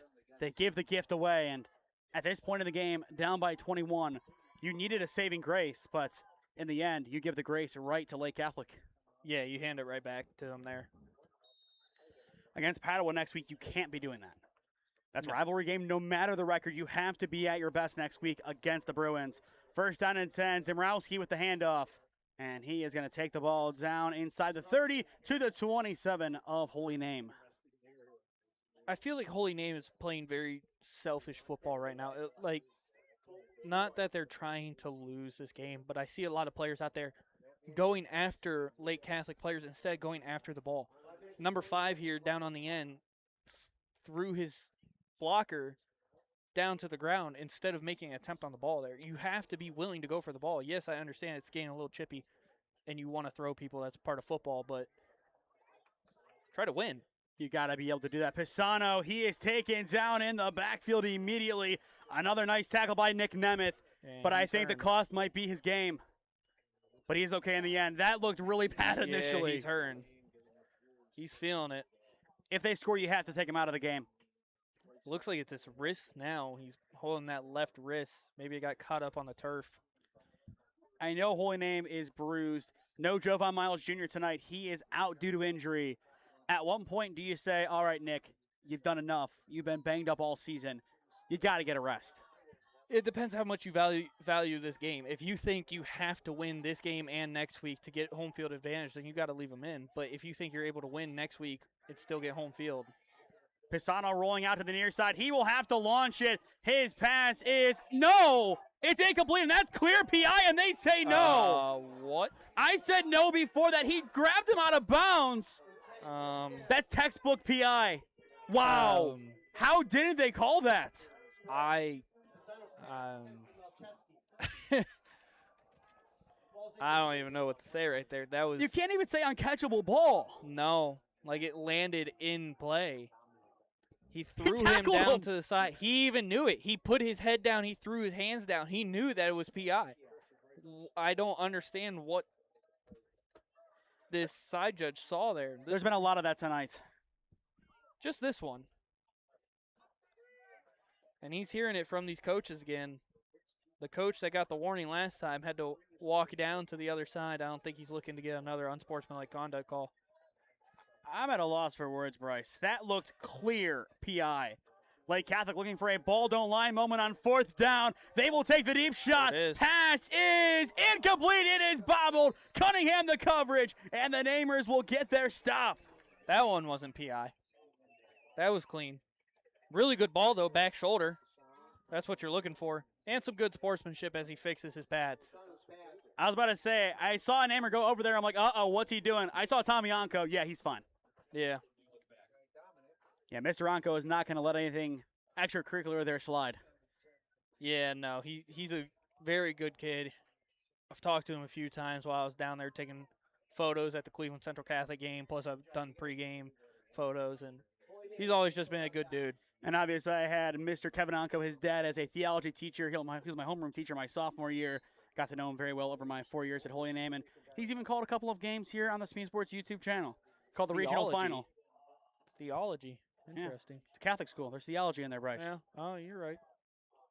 I think Sarah will let you know that one pretty easily. First down and 10. Jamison rolling out to the right. His pass is caught. Ooh. And an immediate hit by the Cougars. And they are still instilling that fear. And once again, it's Nick Nemeth. And how many times can we preach to the choir? You got to take him out here. He might have just gotten concussed. I don't know how they kept him in the game. I don't know either, because he's beat up, and we know he's beat up. I think if it were the fourth quarter, they would have pulled him. But you leave him in here, and he takes a shot to the head there, going down. And once again, we will step aside as Nemeth gets some medical attention here on SmeeSports. Here at Ledgewood Barbershop, it's the little things that count. From the moment you walk in, we want you to feel at home in a great community. Our barbers know how to serve our customers and make them love their fresh cut. Visit us today at 17100 Royalton Road in Strongsville, just across the street from the mall. Or call us at 440-238-5105. We know that once you stop in, you'll keep coming back. Ledgewood Barbershop, your next haircut awaits.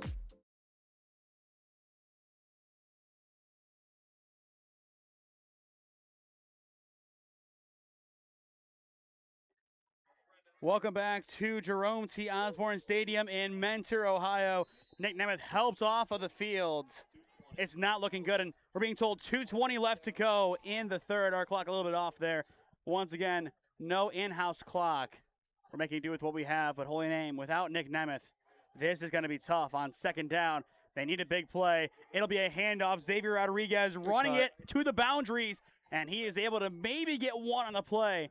And yet again, the running game of Holy Name, it got shut down from the start, and that has not changed. Yeah, they're just not getting a good push up front, and you're not getting the blocks at the second level that you need to.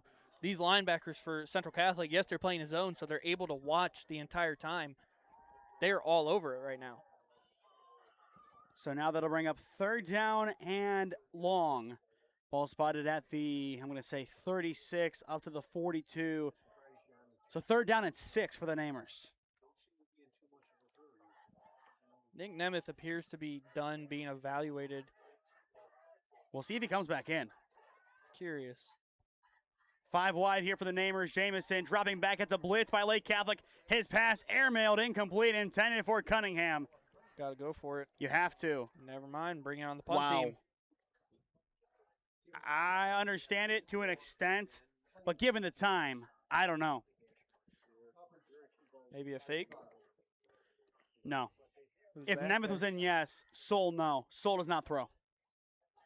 I know Pat Soul's brother Joe. He's our scoreboard operator for a fair amount of home games. Yeah, he's not throwing. If he does, then I'd be shocked. Maybe they'll run it. I don't think that either. I think he's just punting this one away. And there you go. Not very fun. And it'll be taken in by Malcheski just inside the 40, and he will get spun past the 40 by a Namer. Oh. That tackle coming in from Troy, and that is where Lake Catholic will take back possession of the football. We will keep things here. By our estimate, 1:19 left to go in the third quarter. 28-7 Lake Catholic on top of Holy Name, and we have had no scoring in the second half yet. Yeah, which is kind of surprising. You would have expected someone to score by now with how well they're moving the ball in the first half, especially Lake Catholic. If you're Holy Name right now, though, you have to be willing to do something. And I know that Connor Jamison is missing a few of his passes, but give him quick hitters. Why are we throwing out to the edge lines? Work something over the middle. They're sitting in zone. Get some curl flats going. You got to do something different. Pass is caught in the flats. It is Malcheski, and Peter Malcheski is able to dive forward towards the 44. A pickup of 3 on the play, setting up second down and 7. They run a similar scheme to Lake Catholic. It's not the exact formation schemes, but a lot of the same movements and concepts. Why aren't they running plays similar to that, where you're having quick hitters with your elusive guys out wide, getting a few blockers in front, and chipping away, get 3 or 4 yards, and then take the deep shot.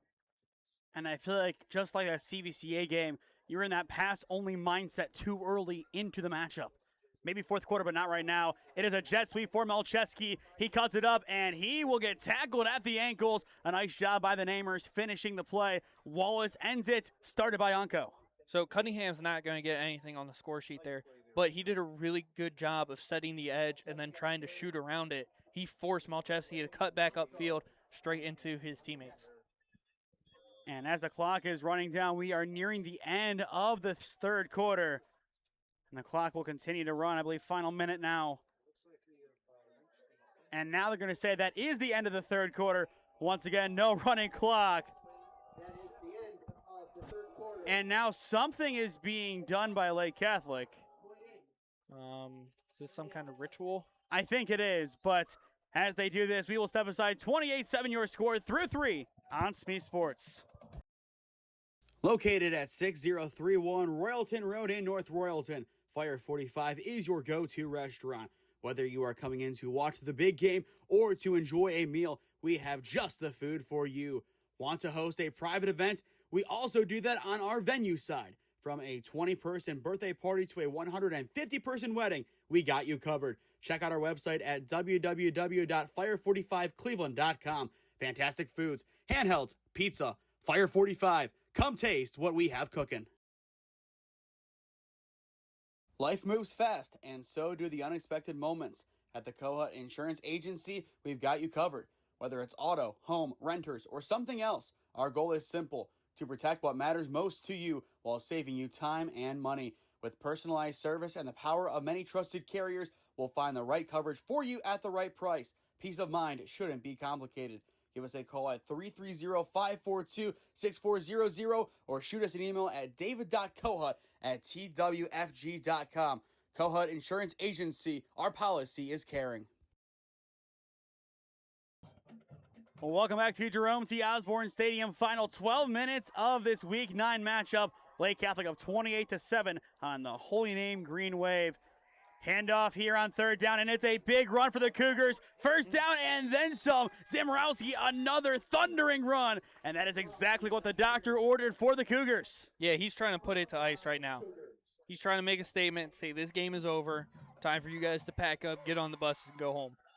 Last time these two teams played here at JTO, I believe it was 38-20 in favor of Lake Catholic. And as we said in pregame, Lake Catholic has not lost to Holy Name since 2002. And that appears to be the parting line tonight. Yeah, it's a long time. So first down and 10, fresh set of downs. Pisano, he will hand it off once again. Zimrowski, and Zimrowski, another big run. We've talked about his physicality all night, Bryce. He's a state champion wrestler. He has that in his back pocket. He's also just a bruiser, kind of like a Nick Chubb. He has that. You combine the two, and you find yourself a monster in the backfield. Yeah, he's gigantic, and he is very strong, very powerful. He's very similar to Braden Feaster over at Bob Feaster, where you got a running back wrestler who is a powerful dude who is hard to get on the ground. And who can also run for 99 yards on one play against Glenville. Yeah, and take off in an instant. And that won them the game last week, too. That's the crazy thing. Save my picks. Same here, second down. Pisano on play action. Makes a man miss. He will now throw. Pass is caught. What a job by Pisano selling it. And what a catch by Stayer. That time he is not going to be denied. That was a great play. Really good play all around. Both by the receivers recognizing that there was pressure and starting to sit down in the zones. But Pisano, way to get out of that. Noah Wallace, he committed to that pass. You'll see him fly in and go right by. And Pisano to duck the shoulder, protect the football there, and to find his tight end. Once again, pro-style offense being ran by a pro-style quarterback. Yeah. Lake Catholic not done yet. They want one more touchdown. Handoff pulled back by Pisano. He wants another touchdown, and he will get it. Touchdown, Cougars! And that'll put this one on ice for the boys here at home. Of the games we have called, I think Pisano is the most mature and mentally in tune quarterback we've seen so far. Grady Hurst is a close second, but he understands the defense. He understands his reads, and he's playing a much more complex defense or a much more complex offensive scheme than Grady Hurst plays at West Branch. All the way around. You look at Max Pisano. I'm impressed. Yeah, and like looking at the numbers that Lake Catholic puts out for their game day notes, he was playing 63% of the snaps up until this point. I don't understand how he's not 100%. I was about to say, after this week, I think NDCL next Saturday, yeah, you're looking at 100% of the snaps for Pisano. Offsides, holy name. And looking at this season for Lake Catholic, one of the big questions was who was going to be the replacement for Frankie Trinetti, a great starting quarterback in his day for the Cougars. We have our answer. No doubt. They declined the penalty of the offsides. Yeah, I think they have their replacement, though. This is the guy they need, and correct me if I'm wrong, he's a sophomore? Sophomore, 5'11", 175, still a chance to grow. Yeah, and he's going to hit a little bit of growth spurt, probably get a little bit stronger, and he's going to be a really good quarterback once he turns into a senior. And a really good kick there once again by Fredericks as Lake Catholic is in the end zone once again. This is a Cougar Friday night in Menser. In the fourth, it is Lake Catholic 35, Holy Name 7 your score on SmeeSports. Here at Ledgewood Barbershop, it's the little things that count. From the moment you walk in, we want you to feel at home in a great community. Our barbers know how to serve our customers and make them love their fresh cut. Visit us today at 17100 Royalton Road in Strongsville, just across the street from the mall. Or call us at 440-238-5105. We know that once you stop in, you'll keep coming back. Ledgewood Barbershop, your next haircut awaits.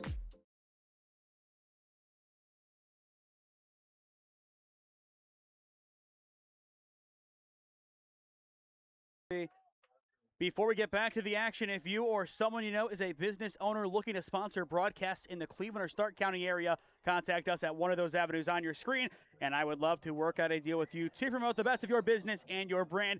Thank you to our 5 broadcast sponsors for making today's telecast possible, along with Mike Tordzidlo and Joe Kuchera of the Holy Name High School Athletic Boosters Club.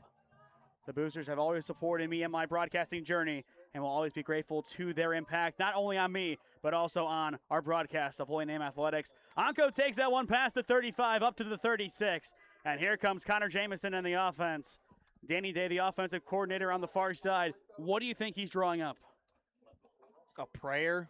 Something. It's got to be something fast-paced, up-tempo, getting them downfield quickly, and utilizing the strength of your quarterback. You can't, we were talking off air, we keep doing these out routes and these quick outs. You have to hit something in JMO's skill set. He was hitting those comebackers in those curls early on in the game, that first quarter, that first drive specifically, and it was really effective. Why don't we go back to that? And we'll see what they end up doing here. They did have a great first drive of this game, but since then, nothing on the scoreboard. First down and 10. It is Wallace with the wheel route. They will hand it off to begin. And once again, nothing going for the run game. So when you have that motion, you see that Lake Catholic's in zone, and they've been primarily in zone for this second half. Recognize that and utilize somebody sitting, taking the coverage, and then working somebody over the top. And it looks like after that play, Nathan Davis, the center, he walked behind the play in pain. He's already been injured twice this season. Hopefully he is okay. We will monitor that once we do have an update as he does stay in the game here. Second down, it's Hudak on the direct snap. It's back-to-back runs, and it's third down and long. And, oh no, he went down. Davis did go down. He's hobbling. That left knee again. You could see him out there, Bryce. Yeah, I mean, he's in pain. You can tell he's in pain. He's really favoring that right leg. I know him very well. I noticed the moment that he went behind there. I don't think anybody else is going to pick up on that. I've known him and his family for a long time now. Yeah. I feel like if that continues, you got to put Nico out there at center if he's healthy. Something to note, number 2 and number 42 for Lake Catholic have been warming up on the sidelines. That is Spees, the backup quarterback. So there we go. We do have our answer. I don't know who number 42 was, but he was a lefty I saw. Third down and long. Pass is caught by Noah Wallace, and he will get the first down for Holy Name. A nice job by Noah Wallace. The last time we saw him, he had that jump attempt. That time gets a solid first down conversion. They don't even have 42 on the roster over there, so 42, the lefty. I saw you playing catch for a little bit, bud. But I think this is going to be Spees coming into the game. Charlie Spees, a junior, 5'8", 165 in stature. Think they let him uncork it a little bit? I think you just run this game out. I don't think there's any need in prolonging this game. You have your win. You're 7-2. And you look at Perry, you look at Glenville, you say at West Branch, and you say, bring it on, come regionals. Yep. And that's a dangerous thing. First down and 10, Jamison running out of time, flushed out to his left. He will throw, pass is caught, and the old JMO is coming back. That's what you want to do. Quick pass caught by Esso as well. I'd also love to see him get out of the pocket more. Put him in play action, give him some rollouts, give him some boot plays where he's able to roll out, let the defense change. When they're in a zone especially, they're going to be tracking him, following him with their eyes. It makes it easier when he's out of the pocket when they're in zone. And once again, Connor Jamison has looked so much better this week than in weeks gone by. He is doing a lot of good. Handoff here on first down and 10. That is going to be Colt Troy with the carry. I know last week he got a couple of additional carries, and if Nick Nemeth is indeed banged up, X can't get every single carry. You got to change things up. Jovan, another runner, you can't use him. He's out this week. You got to find somebody else, and that's where Colt Troy comes into this. Yeah, and he's looked good, and he had the big recovery on that onside kick earlier this half. I'd like to see him get a little bit more involved as we have an empty set. Oh, somebody's on the wrong side, number 35 there. And that is Troy once again. So second down and 8, as you said, empty backfield for Connor Jamison. JMO dropping back, screen pass, it is caught. It is going to be a first down for the Namers, and this is the up-tempo offense you want to see from the green and white. Yet again, it's Esso getting the catch. So my question is, where has this been? I don't know. I understand that play calling is a really difficult thing to do, and I listen to all these podcasts, Pat McAfee show, and they talk about the difficulties of play calling. Bruce Arians does, Mike McCarthy does. The up-tempo and the ability to get guys open on quick hitters, Holy Name can do it. Why haven't they been willing to do that this whole game? Jamison here once again, pass over the middle is caught, and a heavy hit on the end of it. But a nice job hauling that one in for Jeremiah Sanders. Yeah, and as well, why wasn't he integrated earlier? That's what I don't understand. And you're now finding Gonzalez in this back half of the game. We all knew that he was going to be your jump ball threat early in the game. Why didn't we have him more involved then? And I'm being told that the limp is getting worse for Davis. We've already talked about him having a limp. It's getting progressively worse. He knows there's not much time left in his senior year. He's going to try and grind this one out, but he has to be careful with that knee, and it could be surgery after the season. We will see. Second down and short, Jamison, empty set once again, has some time. He will take the shot outside and complete it off the mittens of Sanders. Yeah, it looked like number 18, Gonzalez there, really wanted the ball. He had very soft coverage from the safety. He was sort of bracketed, so it's going to be a tough ball. JMO would have to sling it in there on a dime, so I understand moving away from that read and trying to go to the right. I think he would have had a better chance to roll out and create something in the back of the end zone there. So third down and 1. You got to get something here. This doesn't have to be an end zone shot for Jamison. You need one, and I think that is why Colt Troy is in the backfield. Varga along with Wallace both in motion to the left side now. Strength is to the left. Handoff is to the left. First down, follow suit to the left. Great call. You had it all the way. Get it to Colt Troy. Let him barrel forward. Larger body back there. He's got a little bit more mass, harder to bring him down. Let him go straight through the teeth of the defense. And I think with Holy Name, they really showed their hand there. I think everybody knew that's going to be a handoff. You show your strength on third down and 1. You need 1 yard. There's not really fooling anybody. It's just like wing T. They're going to run the ball. Yeah. But if you do it effectively, it doesn't matter. Yeah, just like Sean Payton said this past weekend about the fake the Jets did, even his wife could have seen that coming. So first down and goal, Jamison rolling out to his right, has plenty of time. He will take the shot, incomplete. A Namer did get knocked down in the end zone. No flags fly. He just needs to be patient there. He didn't have anyone on him. Extend that a little bit longer, because if he takes a look to his right a little bit, I keep wanting to say Rodriguez for some reason. You're combining him and Xavier. I know. Eso Gonzalez was wide open in the back corner of the end zone, and you just got to float that over there. It's not like anybody was going to get there in time. And you do have a week to get that right as we enter week number 10. You'll be with us for pregame, I assume, as Cam and I have the call of the Parma Holy War, Holy Name Padua, and that'll wrap up our high school football coverage for the 2025 season. As for the playoffs, I will be with Channel 1022 and then TBD. Handoff, it's Jeff Bird again. And Jeff is able to get inside the 5, down to the 3. And there it is. His perfect touchdown-to-touch ratio is gone. Sad. It's a sad day to be an offensive lineman. It lasted 1 week. But you know what? We respect it. He had a touchdown last week from 1 yard out on the fullback dive. I don't blame them for trying it. No, it's also it's a fun play to watch. And I know Coach Gibbons talking about it before the game. He joked, yeah, we're not going to do that. People tried. His players tried getting him to do it, but he said no. Same formation here. So 3rd down and goal handoff. It is Colt Troy, and Colt Troy is denied near the plane. He had going forward momentum, but then in the end just met at the line. 4th and goal at the 1. You got to get it here if you have any shot. I mean, this game I think too far gone, but you got to get a touchdown here. Yeah, like just clean power row. Get all your blockers going one direction, hand off to your biggest running back, let him barrel ahead. Or does J-Mo sneak it? Jeff Bird is in the backfield. This could be another Jeff Bird touchdown. He wants it. It's 4th down and goal. Who will get it? It is Jeff Bird, and for back-to-back weeks, he is in. Touchdown, Holy Name, and touchdown, lineman. How does he have 2 touchdowns in 2 weeks? Because he's a stud, and he is an amazing football player. I mean, this season he has grown so much as a defensive player, even a great left tackle. You bring him in as a fullback, and he is running the ball very well. I mean, look at this. And I mean, before this year, if I'm not mistaken, there could have been one last year. The last lineman touchdown was Mason Craycraft on a broken play at Lakewood in 2021. Wow. It's been a while. The extra point, it is up from Pry, and it is good. And that'll make it 35-14, Lake Catholic on top. And as both teams go back to their sideline, we will step aside for a quick word from our sponsors. Located at 6031 Royalton Road in North Royalton, Fire 45 is your go-to restaurant.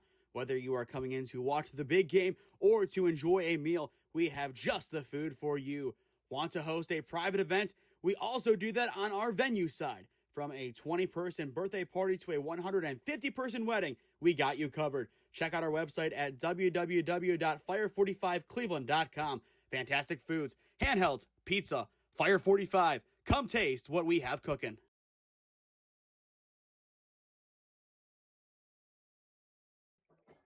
As we get back to the action, some score updates. A big one.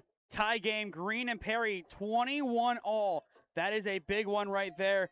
We're going to try to get some more score updates here, Bryce, as I think you want to see some of these big ones. Yeah, I'd like to. Final score from Brooklyn, Fairview 42, Brooklyn 6. LaSalle up 35-10 on Louisville. Berkshire up 32-21 on Wycliffe. Highland 49-7 over Minutemen. That is going to be Revere, the final. Olmsted Falls up 35-7 at the end of the third. And Ignatius at the end of the third down 41-7 to St. X. Here is just a squib kick, not even an onside kick. It'll roll deep into Lake Catholic territory. Still a loose football. They peck it up inside the 20. This return, and it's not going to go far. And that is beyond Dolilo with the carry. But now we will see if it is going to be the same quarterback or not as before. Pisano has done a great job. He is in the huddle, but I think this could be just for show. But 35-14 your score, we believe. 4:40 left to play in regulation. Once again, the scoreboard in-house is broken. And I believe somehow in some way it happened as well at Avon Lake, which, how? It's cursed, man. It's cursed. Something about being up north. Nothing ever seems to work. So first down at 10, there is a new quarterback in. That is Spees, and his first handoff will go for a first down. A solid pickup by Magistrelli, the sophomore. We saw him earlier on in this game with a great screen design. But Holy Name, they will fall now to 5-4 on the year heading into week number 10. And then Lake Catholic 7-2. You need some help from CVCA losing next week to have a shot at least at a partial portion of the crown. Otherwise, CVCA wins next week, it's theirs. Yeah, and if you're CVCA, you're going to try to close it out as best you can. Obviously, you have a good seeding positioning right now. I think they're guaranteed a home game. I could be wrong. I think so as well. Smee stumbling forward. Holy Name, they needed this one. I think they're going to be on the road, but Revere losing by so much. I think that's your 7-10 matchup, Revere hosting Holy Name. I think it would be a really good matchup. And I'll be calling Alliance's home playoff game that night on Halloween for Channel 1022. We'll see who ends up playing in that one. Who are you dressing up as? I'm not doing that. No. No fun. No Correct. Fun. Correct. I mean, we're going to do a long pregame show for that one. That's going to be stressful more than anything. We're not dressing up. So make it less stressful with a fun, creative costume. No. All right. I'll dress up as myself. Does that count? Good enough for you? Yeah, a reporter. Second down, handoff. Once again, Noah's going to be pulled back by Spees, and he is able to dive past the 45, and they will give him the 45 in the end. But Lake Catholic does a great job selling these RPOs. Yeah, and what's really surprising for me right here is Spees' ability to look very poised and have an understanding of the offense. Yes, he is a year older than Max, but not getting as many reps is always something that makes it more challenging for once you actually do get in the game. Once the lights are on and you have fans cheering, it's pressure. That's all it is. And he's running the offense really well so far. So third down, they need to get to midfield on this play. Handoff once again, Magistrelli, and Magistrelli is going to be short. Obviously not much time left here, Bryce, but if you're Holy Name, get a quick score, make it a 14-point game. Outside shot. But you got something.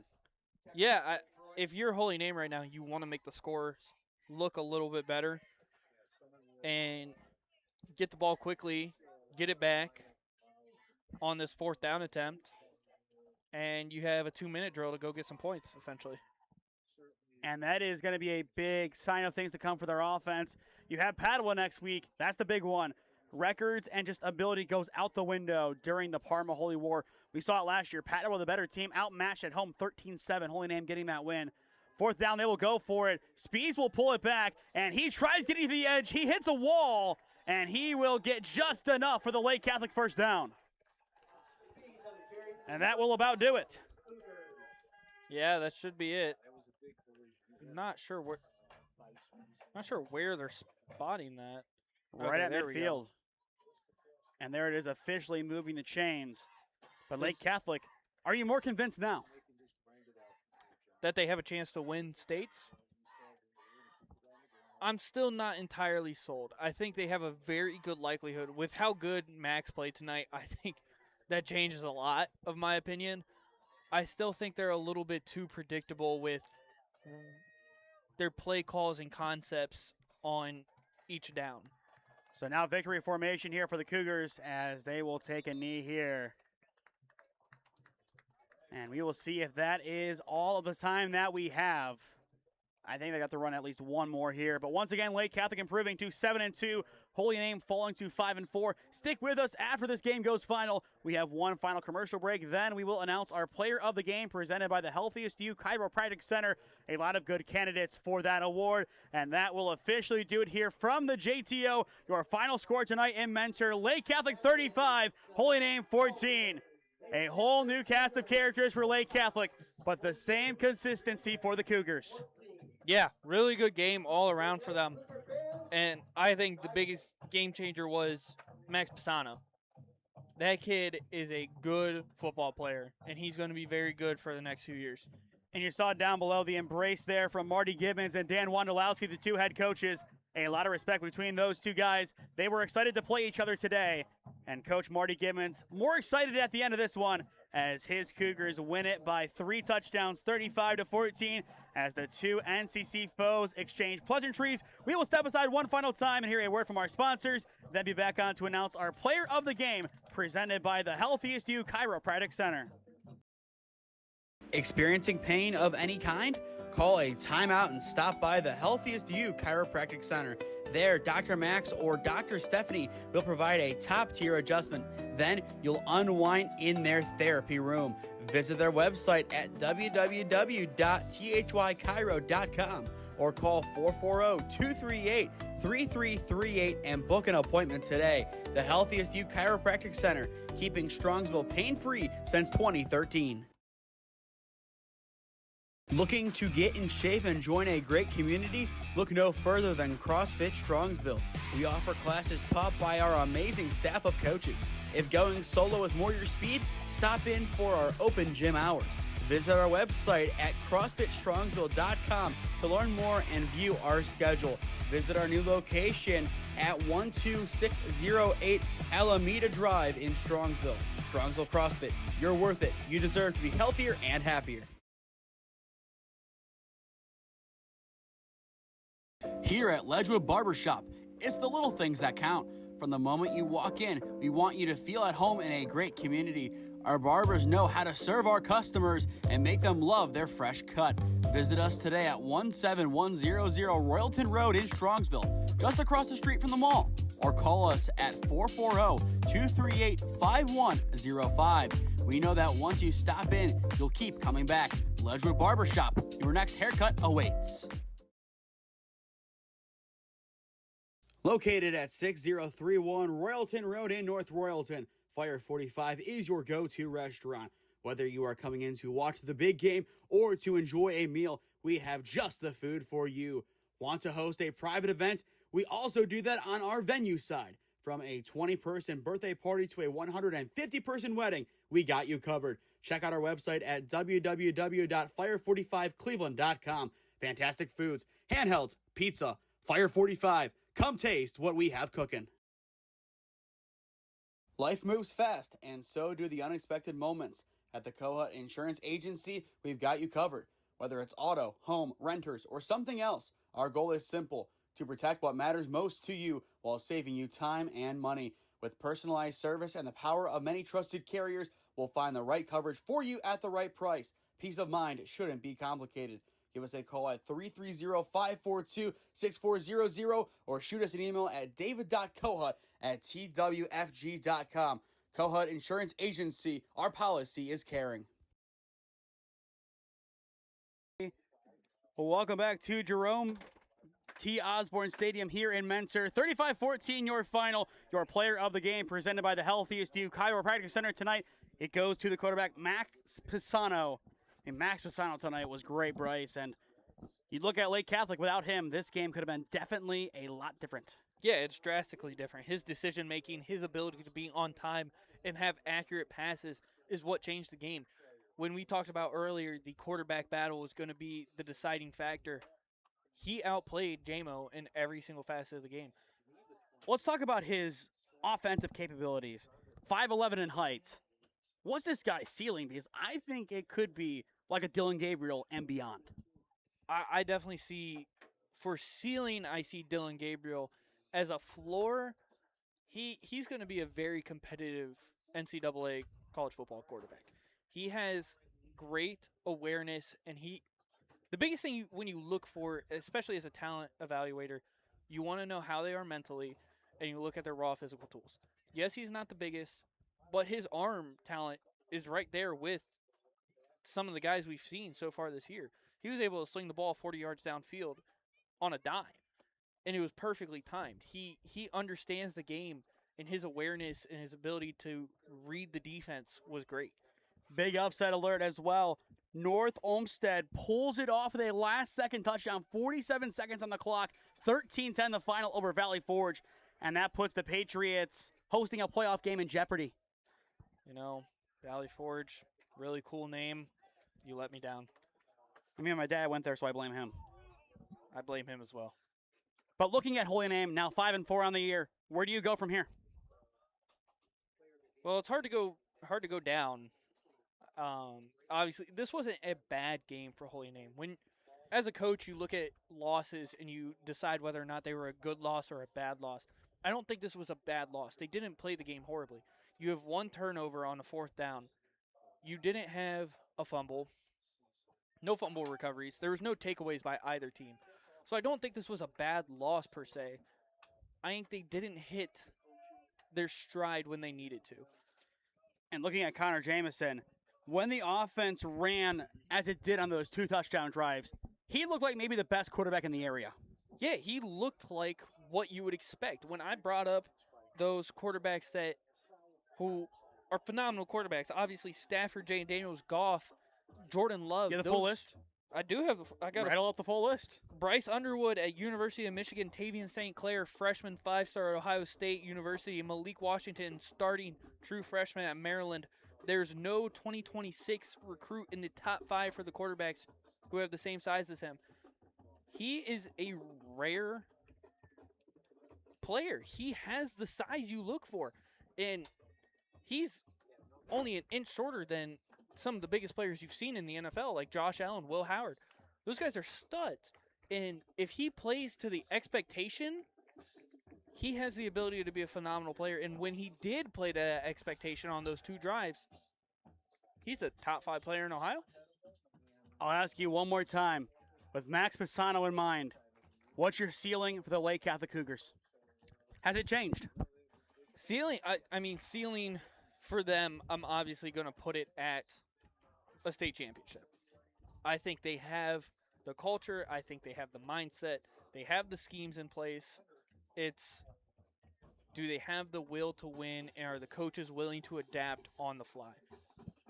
I think their ceiling has definitely always been a state championship. I think their floor has gotten higher after tonight. Regional final? For sure. And obviously that says a lot, meaning that one of Perry, West Branch, or Glenville would have to go down for that to happen. Yeah, and I think Perry is a very good football team, but I've seen them. 2 would have to go down, actually. Perry's a very good football team. I think they're definitely beatable. I think Glenville is beatable. We saw that last week with Hoban, and yes, Hoban is a very good football team, but Hoban has their flaws this year. And West Branch, we saw them a couple weeks ago. They weren't perfect against Minerva, and Minerva's a very easy team to be perfect against. I mean, Alliance was today 35-0 your final there. Yeah, that's a good, really good game from Alliance. But all the way around, Holy Name now 5-4. Quote-unquote must-win territory next week against Padua at home.